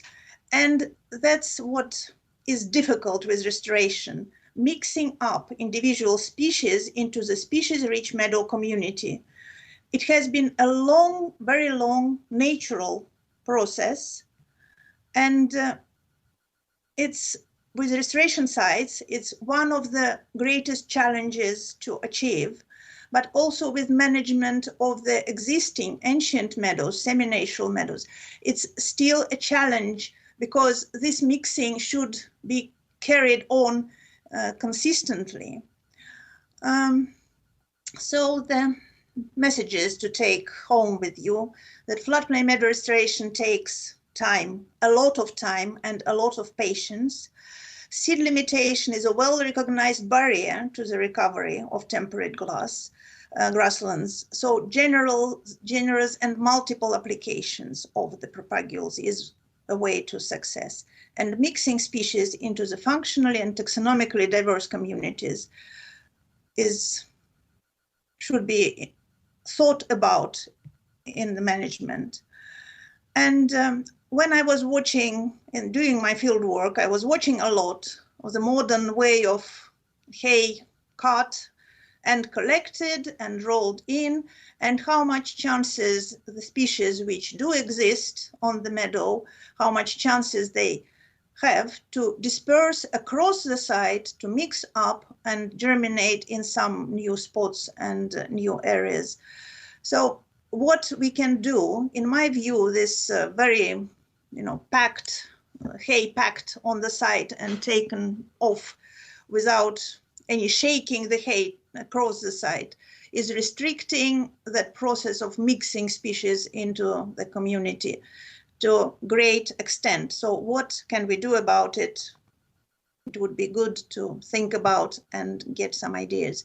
Thank you for your attention, and this small diagram just to show it's actually real data from 5 our prime meadows with actual frequencies presented in Latin names of the plants. So that's how community is mixed up. That's what we have as a community.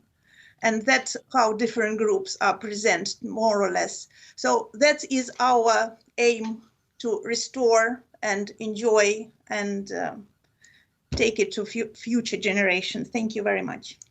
Thank you, Irina.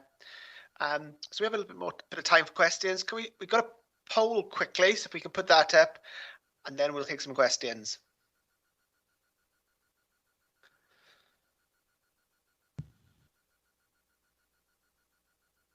So if as many people as possible can complete this. Do you agree that floodplains should be identified as a discrete land type to facilitate the delivery of nature-based solutions, which they have the potential to provide? Do you agree with this or disagree? And if you disagree, please tell us why in the chat box. There's a unanimous verdict there. Completely unbiased audience, but absolutely right. There's so much the floodplains can offer. Brilliant. So if all the speakers can come on the screen, and I'll go to Olivia and colleagues in the chat box first to see if there's any outstanding questions there to ask. And if you've got questions as well, you can put your hand up and we'll come to you in good time. So there's been quite a lot of chat from some of the attendees about the sort of costs that they'll get through from the ELM scheme. There's a bit of concern about whether actually both the Sustainable Farming Initiative and other payments will actually cover what will be lost from basic payments. I don't know, Ellen, if you've had a chance to have a look through the chat and if you're all happy to respond to that, or you want to respond later on, but there just definitely seems a concern there about how it will work. And I know there's more to be done on that, but maybe if we can take that and give that sort of to you in part of those sort of discussions around how the scheme will work.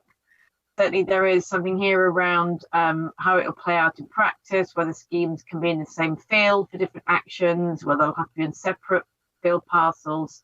I think that was a question came from Sarah Wells.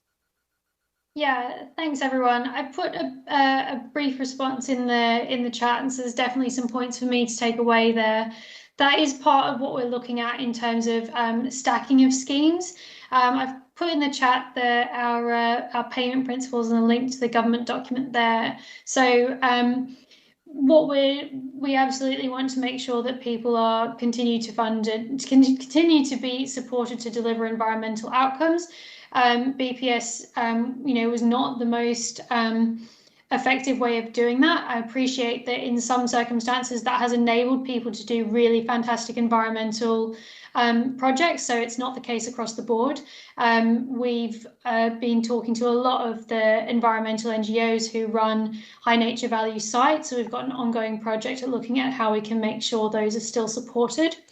Not just for the ENGOs, but in general to support high nature value sites, but also looking at how schemes can be stacked and how additionality can be demonstrated, where you might want to do something like layering private finance with elm schemes. So that's part of my team's work, in particular looking at the creation of land management plans and the ways that those outcomes can be demonstrated, so that you can make the most of carbon offsets, biodiversity net gain, as well as sort of elm schemes.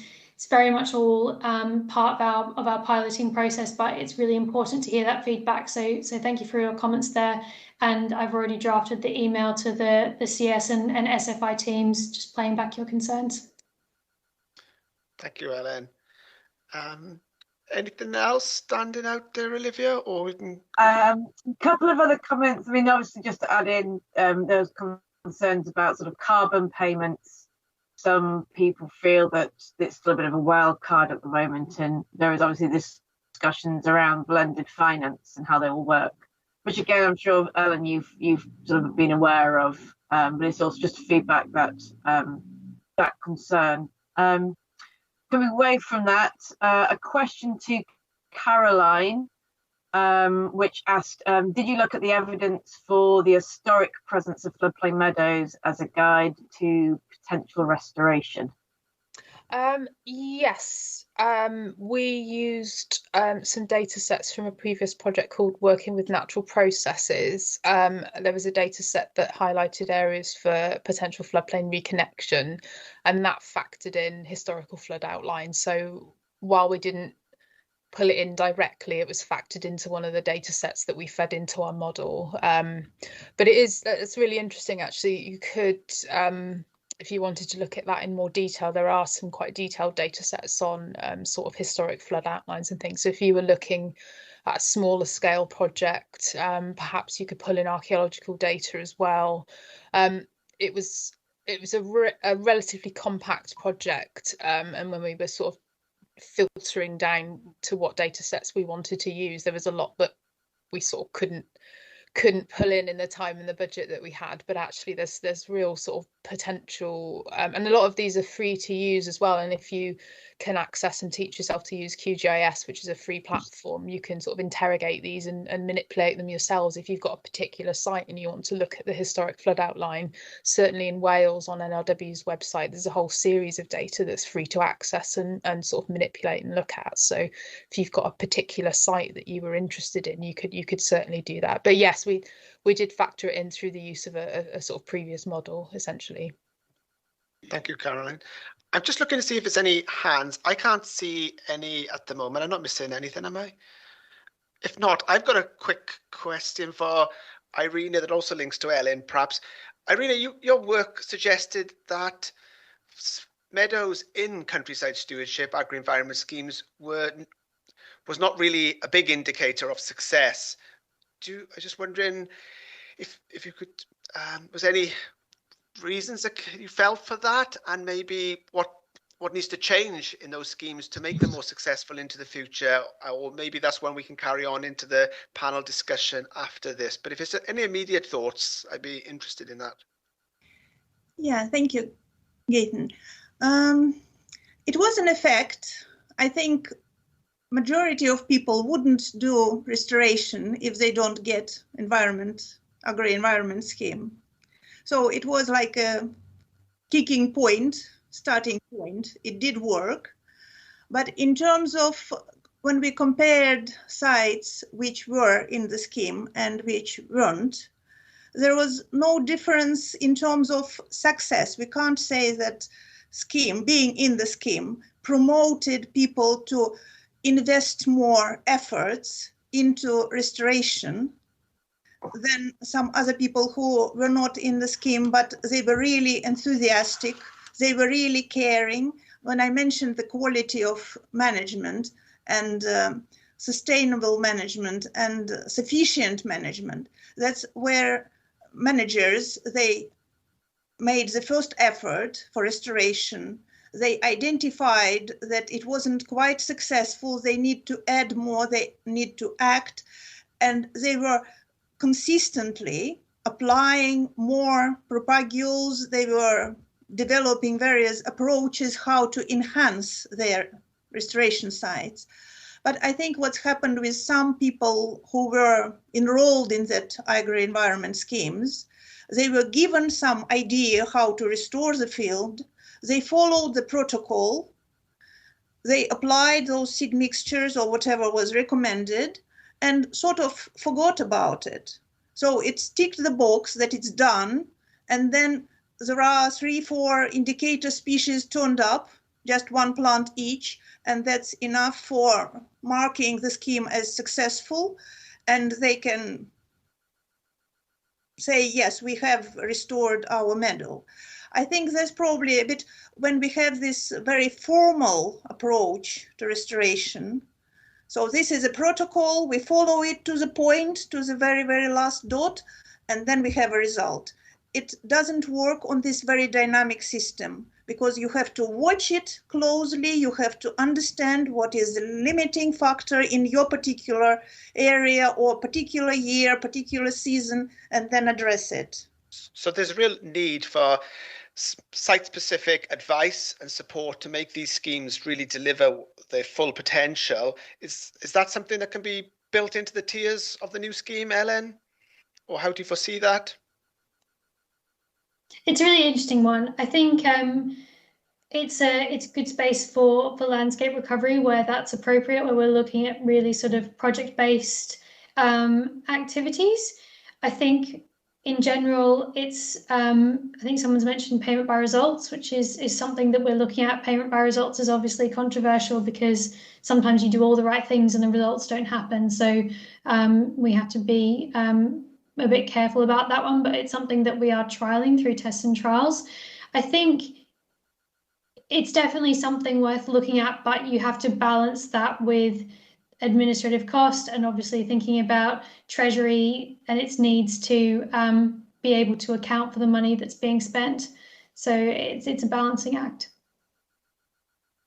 Yeah, undoubtedly. But some habitats definitely need that extra support, don't they? Whereas maybe some you can get away with it less so. So it's going to be a really important thing to factor in. And complex habitats like floodplain meadows would seem Irina's work is suggesting that definitely that support is something potentially valued there. Okay, we have gone over time, but I think it's been worthwhile because there's been lots of really interesting questions and discussion there. There is one more session left that Stuart Clark will be chairing. I don't know if you're going to have a little short break before, and all I just wanted to say was thanks for joining us tonight, or everyone the people who joined the conference, and on behalf of everyone involved in the conference, I'd like to say thanks to the speakers for sharing your knowledge and experiences. It's been fascinating, and let's hope the coming years are a period of opportunity for floodplain meadows. Few habitats have the potential to give more benefits to nature and people in combination, and the case studies we've heard about have clearly demonstrated the art of the possible given the right incentives. So here's to really successful incentives over the coming years. No pressure, Ellen.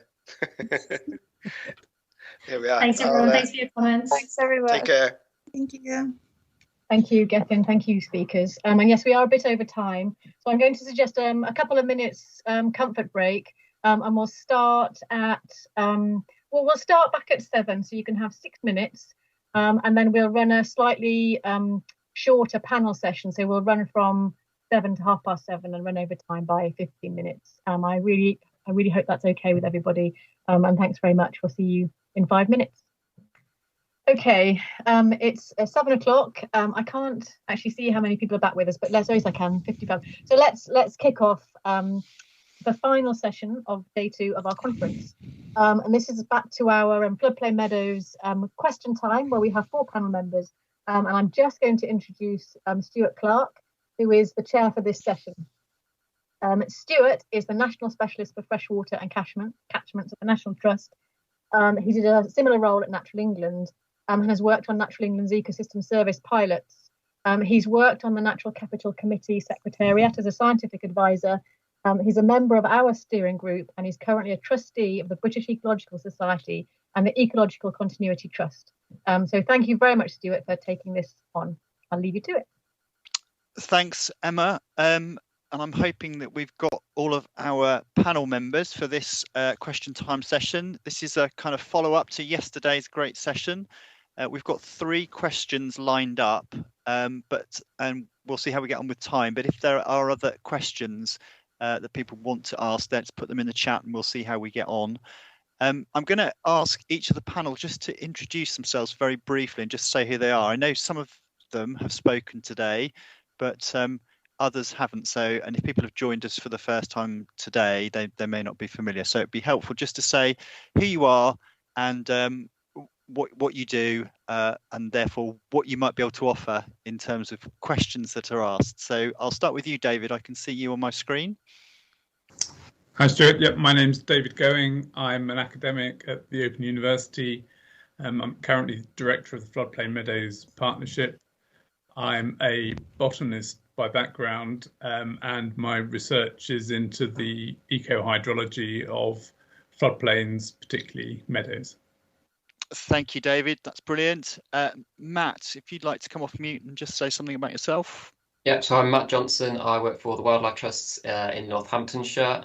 We're looking to have quite a few floodplain meadows here and a few projects working with landowners on restoration work, particularly in the Nen Valley. And I also sit on the Floodplain Meadows Partnership Steering Group for the Trust.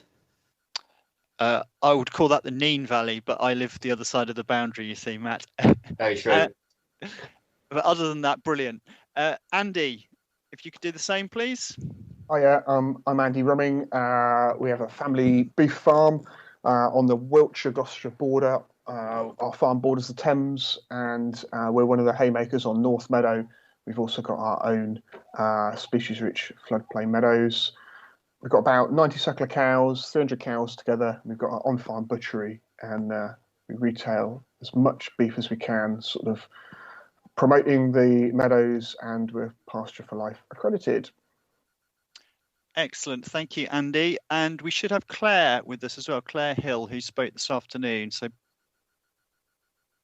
I can't find Claire in the list, Stuart. I'll keep looking, and if you are there, Claire, can you put your hand up, and we'll try and unmute you. But I'll carry on. Brilliant, thank you, Emma. So we've had 3 questions submitted in advance. And the first one, I'd like to ask Kath Mowat if she'd like to ask her question. If Kath's around. She needs to put her hand up. Her hand has appeared.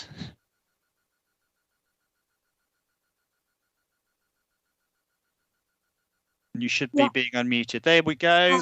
Hi, thank you. Sorry, there are glowing lights here. Thank you for my question. It's been a really interesting day and yesterday evening.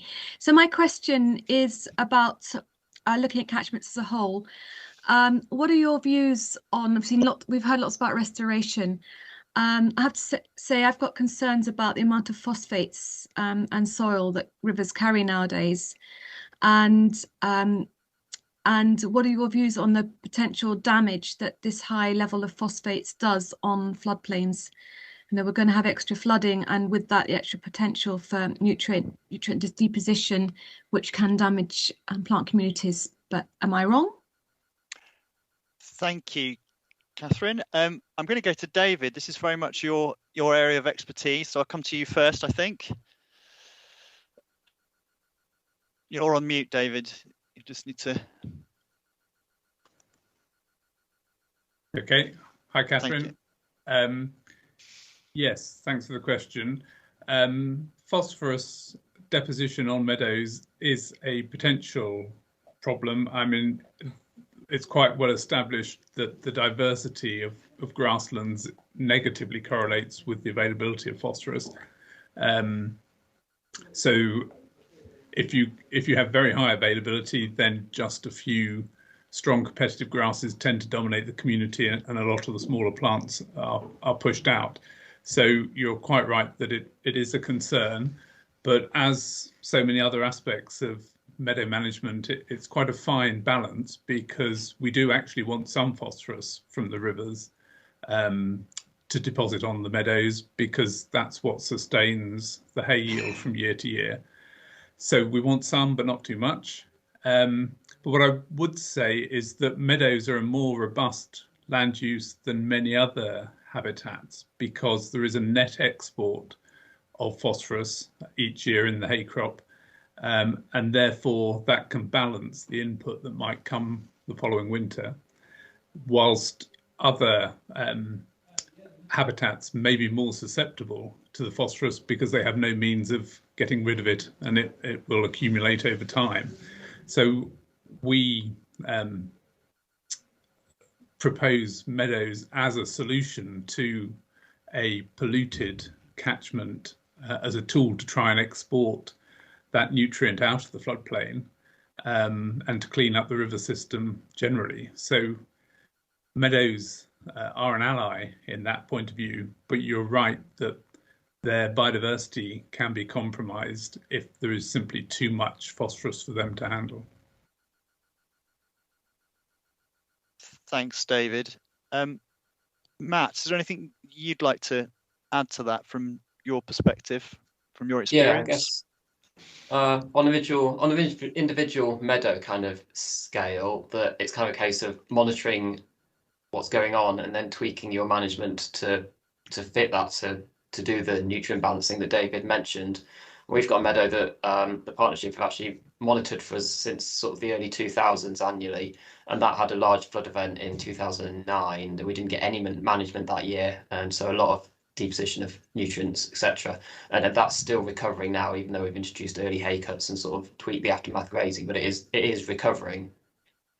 And then I sort of at the wider scale, I guess, yeah, meadows are great at taking these nutrients out of the system, but we do need more meadows, and something like elms with specific options targeted at floodplains could really help that going forwards. Thanks, Matt. I note that Phil Wilson has made a point in the chat actually that obviously what David described really works if you're getting the hay out of the system, but if you're not selling your hay on and using it within the system, then potentially you could be keeping it certainly within the catchment. Maybe you want to come back on that, David, in a bit, but Andy, is there anything from your perspective from the sites that you manage, anything you've noticed? Yeah, so well, as just David said about the hay cut, so yeah, it's about having the equipment and the people available to take a hay cut at the right time to get that off and having a use for the hay. And that's the crucial thing, because even if there's people around with equipment, if they haven't got the right class of stock that can utilize that hay, well, then you're stumped. So you need that whole kind of linkage with the farmers and actually with the customers who are buying the product at the top of the tree, especially if you want more meadows. I think it's pointless to have more meadows unless you've got the way of managing them. Otherwise, you're just kind of building a bit of a problem in. So yes, and you need big, efficient equipment as well if you want to do it cost effectively. Thank you, Andy. We don't seem to have Claire with us, unless she's going to shout out. So I'm going to suggest that we move on to the next question, if that's okay, which has been submitted by Alex Mills. Is Alex around?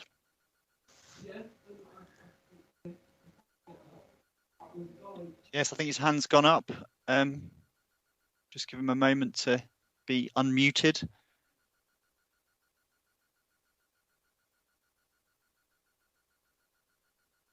Are you there, Alex?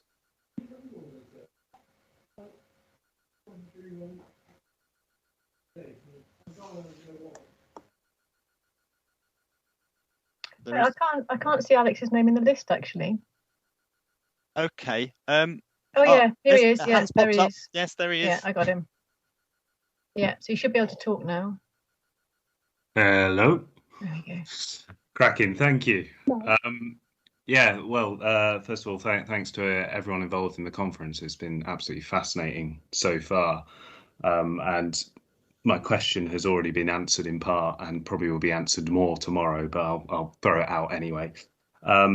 It's basically just what does the word restoration actually mean for floodplain meadows, given that they're ecological communities that vary in time and space, and not to mention the sort of ecosystem services and biocultural aspects of it. So it was just some thoughts on how we can or should choose targets in this decade of restoration. Oh, an interesting question. Who'd like to have a go at that first? David, do you want to go again? Come off mute. Yep. Hi, Alex. Thanks for the question. I think you partly answered it yourself there, that a floodplain meadow is such a complex interaction of different things. There's not a simple target. Traditionally, people have tended to regard the plant community as the target, but in many ways, it's the process of what that community contributes in terms of agricultural production, in terms of stabilizing the soil and capturing nutrients, creating a habitat for other taxa, particularly pollinators. So you can measure success using that sort of ecosystem service approach rather than a simple species list. And Irina did mention the issues of just aiming for 1 or 2 species rather than considering the habitat as a whole. So in my view, species richness is quite a useful way of monitoring your success and possibly of setting a target. If you target a minimum number of species per square metre, would give you a good measure of how successful you're being. Thanks, David. Andy, it'd be interesting to kind of hear your views on this. Yeah. You know, what are we restoring to? So I'd sort of add, so species diversity, obviously really important, but business resilience. So if I'm restoring it, I want it to, the net effect for the business to be more resilient, and that's economically resilient. It has to be part of it, because then that allows it to be, you know, sustainable. But yeah, also more resilient from drought and wetness. And I know from our own place that, you know, permanent pasture next to the river is way more resilient in very, very long floods than my neighbour's short-term lays or arable opposite. So yeah, I think economic and business resilience, I know that's difficult to measure, but if you get that right, well then, you know, that's really good. Thanks, Andy. I think that's a really interesting point, isn't it? That we need to think about the whole system in a sense, you know, and actually the restoration needs to be sustainable. We need to make sure that it works for everybody. Otherwise, it isn't going to be sustainable, and we're not going to keep what we've got. We're not going to keep that species richness. Matt, would you like to add anything? Restoration targets.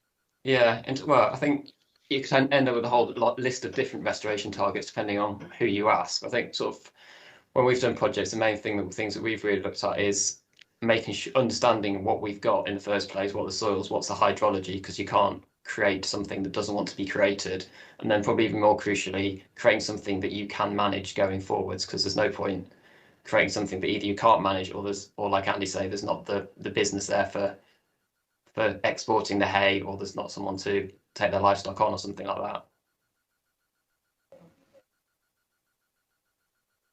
Thanks, Matt. Alex, is there anything you wanted to come back on that? You're obviously behind your question. You're obviously thinking about how we choose targets, and that there might be some difficulty around that. Has that answered your question? Yeah, that's absolutely brilliant. I was submitted that question when I signed up for the conference, and it's an annoying one because it's something that you're all thinking about all the time, I'm sure. And it's, as you say, there's so many different factors to think of, and I think all the panelists have put up some really good points, and especially the sort of business resilience. It's not something that I would immediately think of, but is fascinating to hear that perspective as well. Great, good to hear. That question's been kind of addressed satisfactorily. And as someone points out in the chat, no questions are annoying. You know, so if you've got a question that you're not sure about asking, please do. We've got time. We've got one more submitted question that was submitted beforehand from Judy Webb. I don't know if Judy's on the call. I'm not sure whether she was able to join the session. Is Judy there? She is there. So Judy, you hopefully will be unmuted and you can ask your question.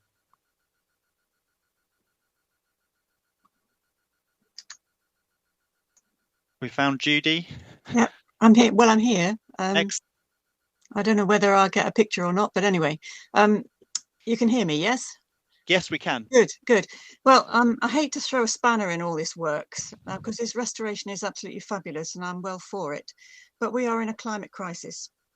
And I heard on the news the other night, the EA saying that we've got to think about river levels being, I think it was probably 30% higher by 2050 or something like that. And we know we get these erratic summer floods and high winter floods and droughts and so on. And I am wondering and concerned about meadow restoration being resilient to the climate that we are now in and will be getting more extreme. So I wonder, I don't know who can answer this for me. Nobody has the answers. Perhaps David might have some thoughts on it. But how can we make our restored meadows resilient to the climate crisis that we are in now, such that all that effort and the great stuff you're doing is not ruined by being transformed into a more inundation community, more like floodplain fen, you can't crop and just have to graze or whatever. There we are. So, bit of a challenge. Thanks, Judy. What a great question, and you're right, a challenge. It'll be interesting to hear some sort of different views on this as well. So, David, let's start with you again. Judy did point at you, so there we go. Yep. Hi, Judy. I see where your question's coming from, that floodplain meadows do have a preferred hydrology where we try to avoid the soil going anoxic for too long in order to maintain their diversity, maintain all that below ground diversity we were hearing about this morning. So increased flood events are going to be a challenge for them.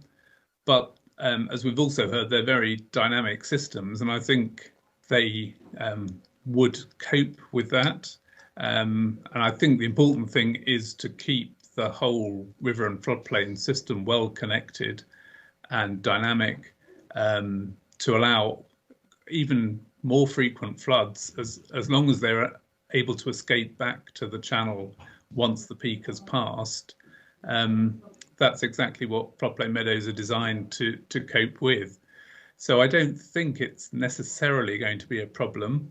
The floodplains, of course, will accrete material over time, and if flooding becomes more frequent and larger events, they will accrete sediment even faster, and so the level of the floodplain will grow. And having a dynamic system without embankments or canalized rivers, the system should be able to balance itself. And I think parts of the floodplain would always be suitable for flood meadow. It means that the whole system may have to become more dynamic, and there may be areas that become too wet, but there may be new areas that become suitable. So I think it's definitely a challenge, but it's not a reason not to select meadows, as we've just heard from a previous question that phosphorus is going to become an increasing issue, and meadows offer a real solution to that. And I think equally for flooding, there is no system from which we can get some of the services like productivity and pollinator habitat that is as tolerant of flooding as the floodplain meadows. So I still think they're the best choice in many of these situations. Thank you for that. Yeah, I'm a bit concerned. It's not depth of flood really, it's duration of flood.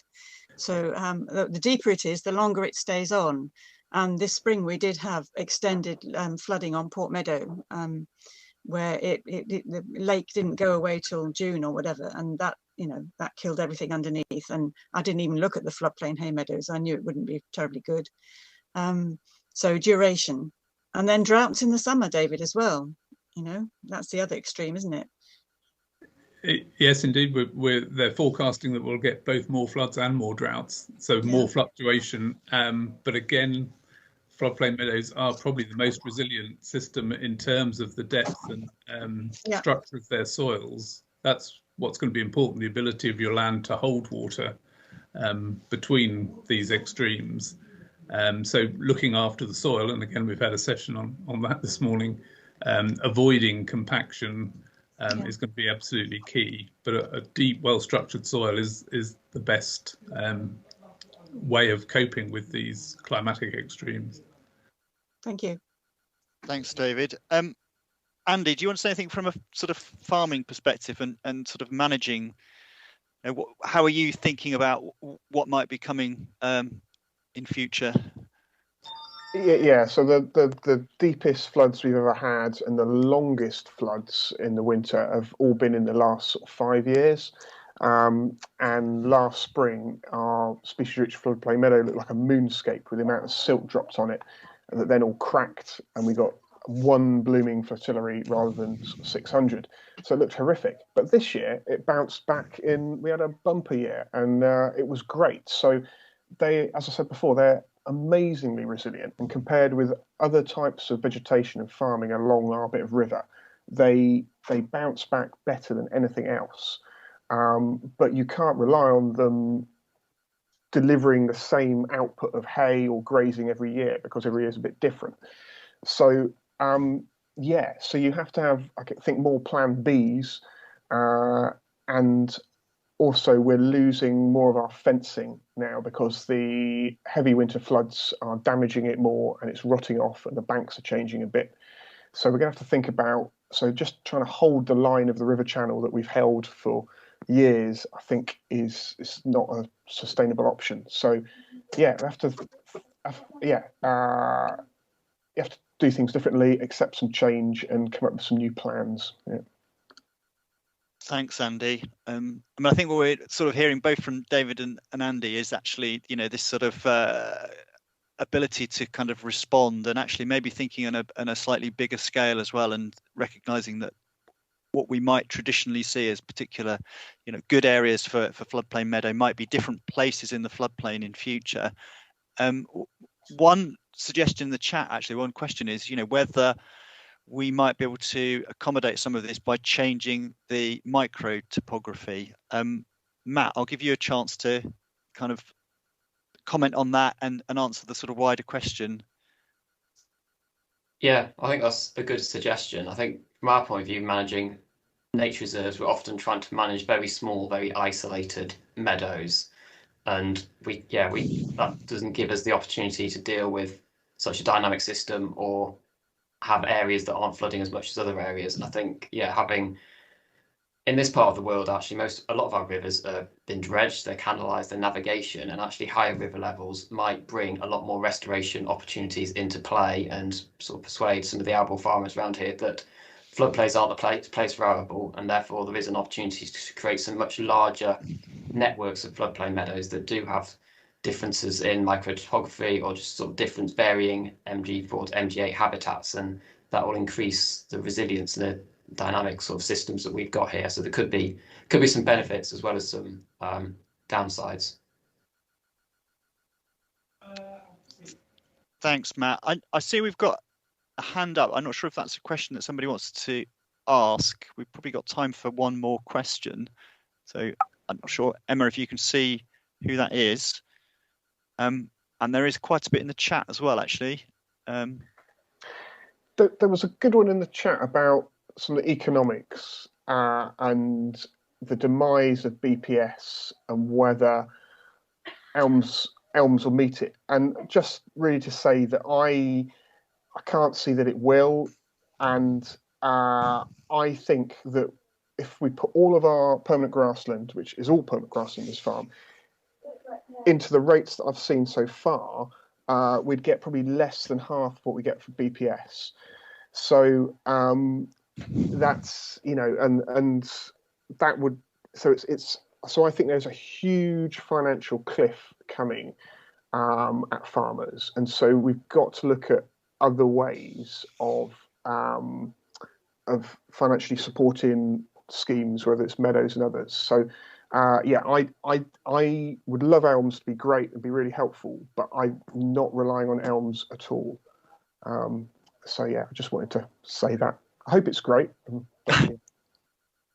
Thanks, Andy. That's a useful kind of reminder. I mean, hopefully, Ellen, I'm not sure if Ellen's still with us from DEFRA, but you know, that some of those kind of messages did come through in the discussion in the previous session, actually, that, you know, in order to keep these meadows, we do need to make sure that you know, there are the right incentives, and that certainly we're not going backwards, and people are able to manage these things.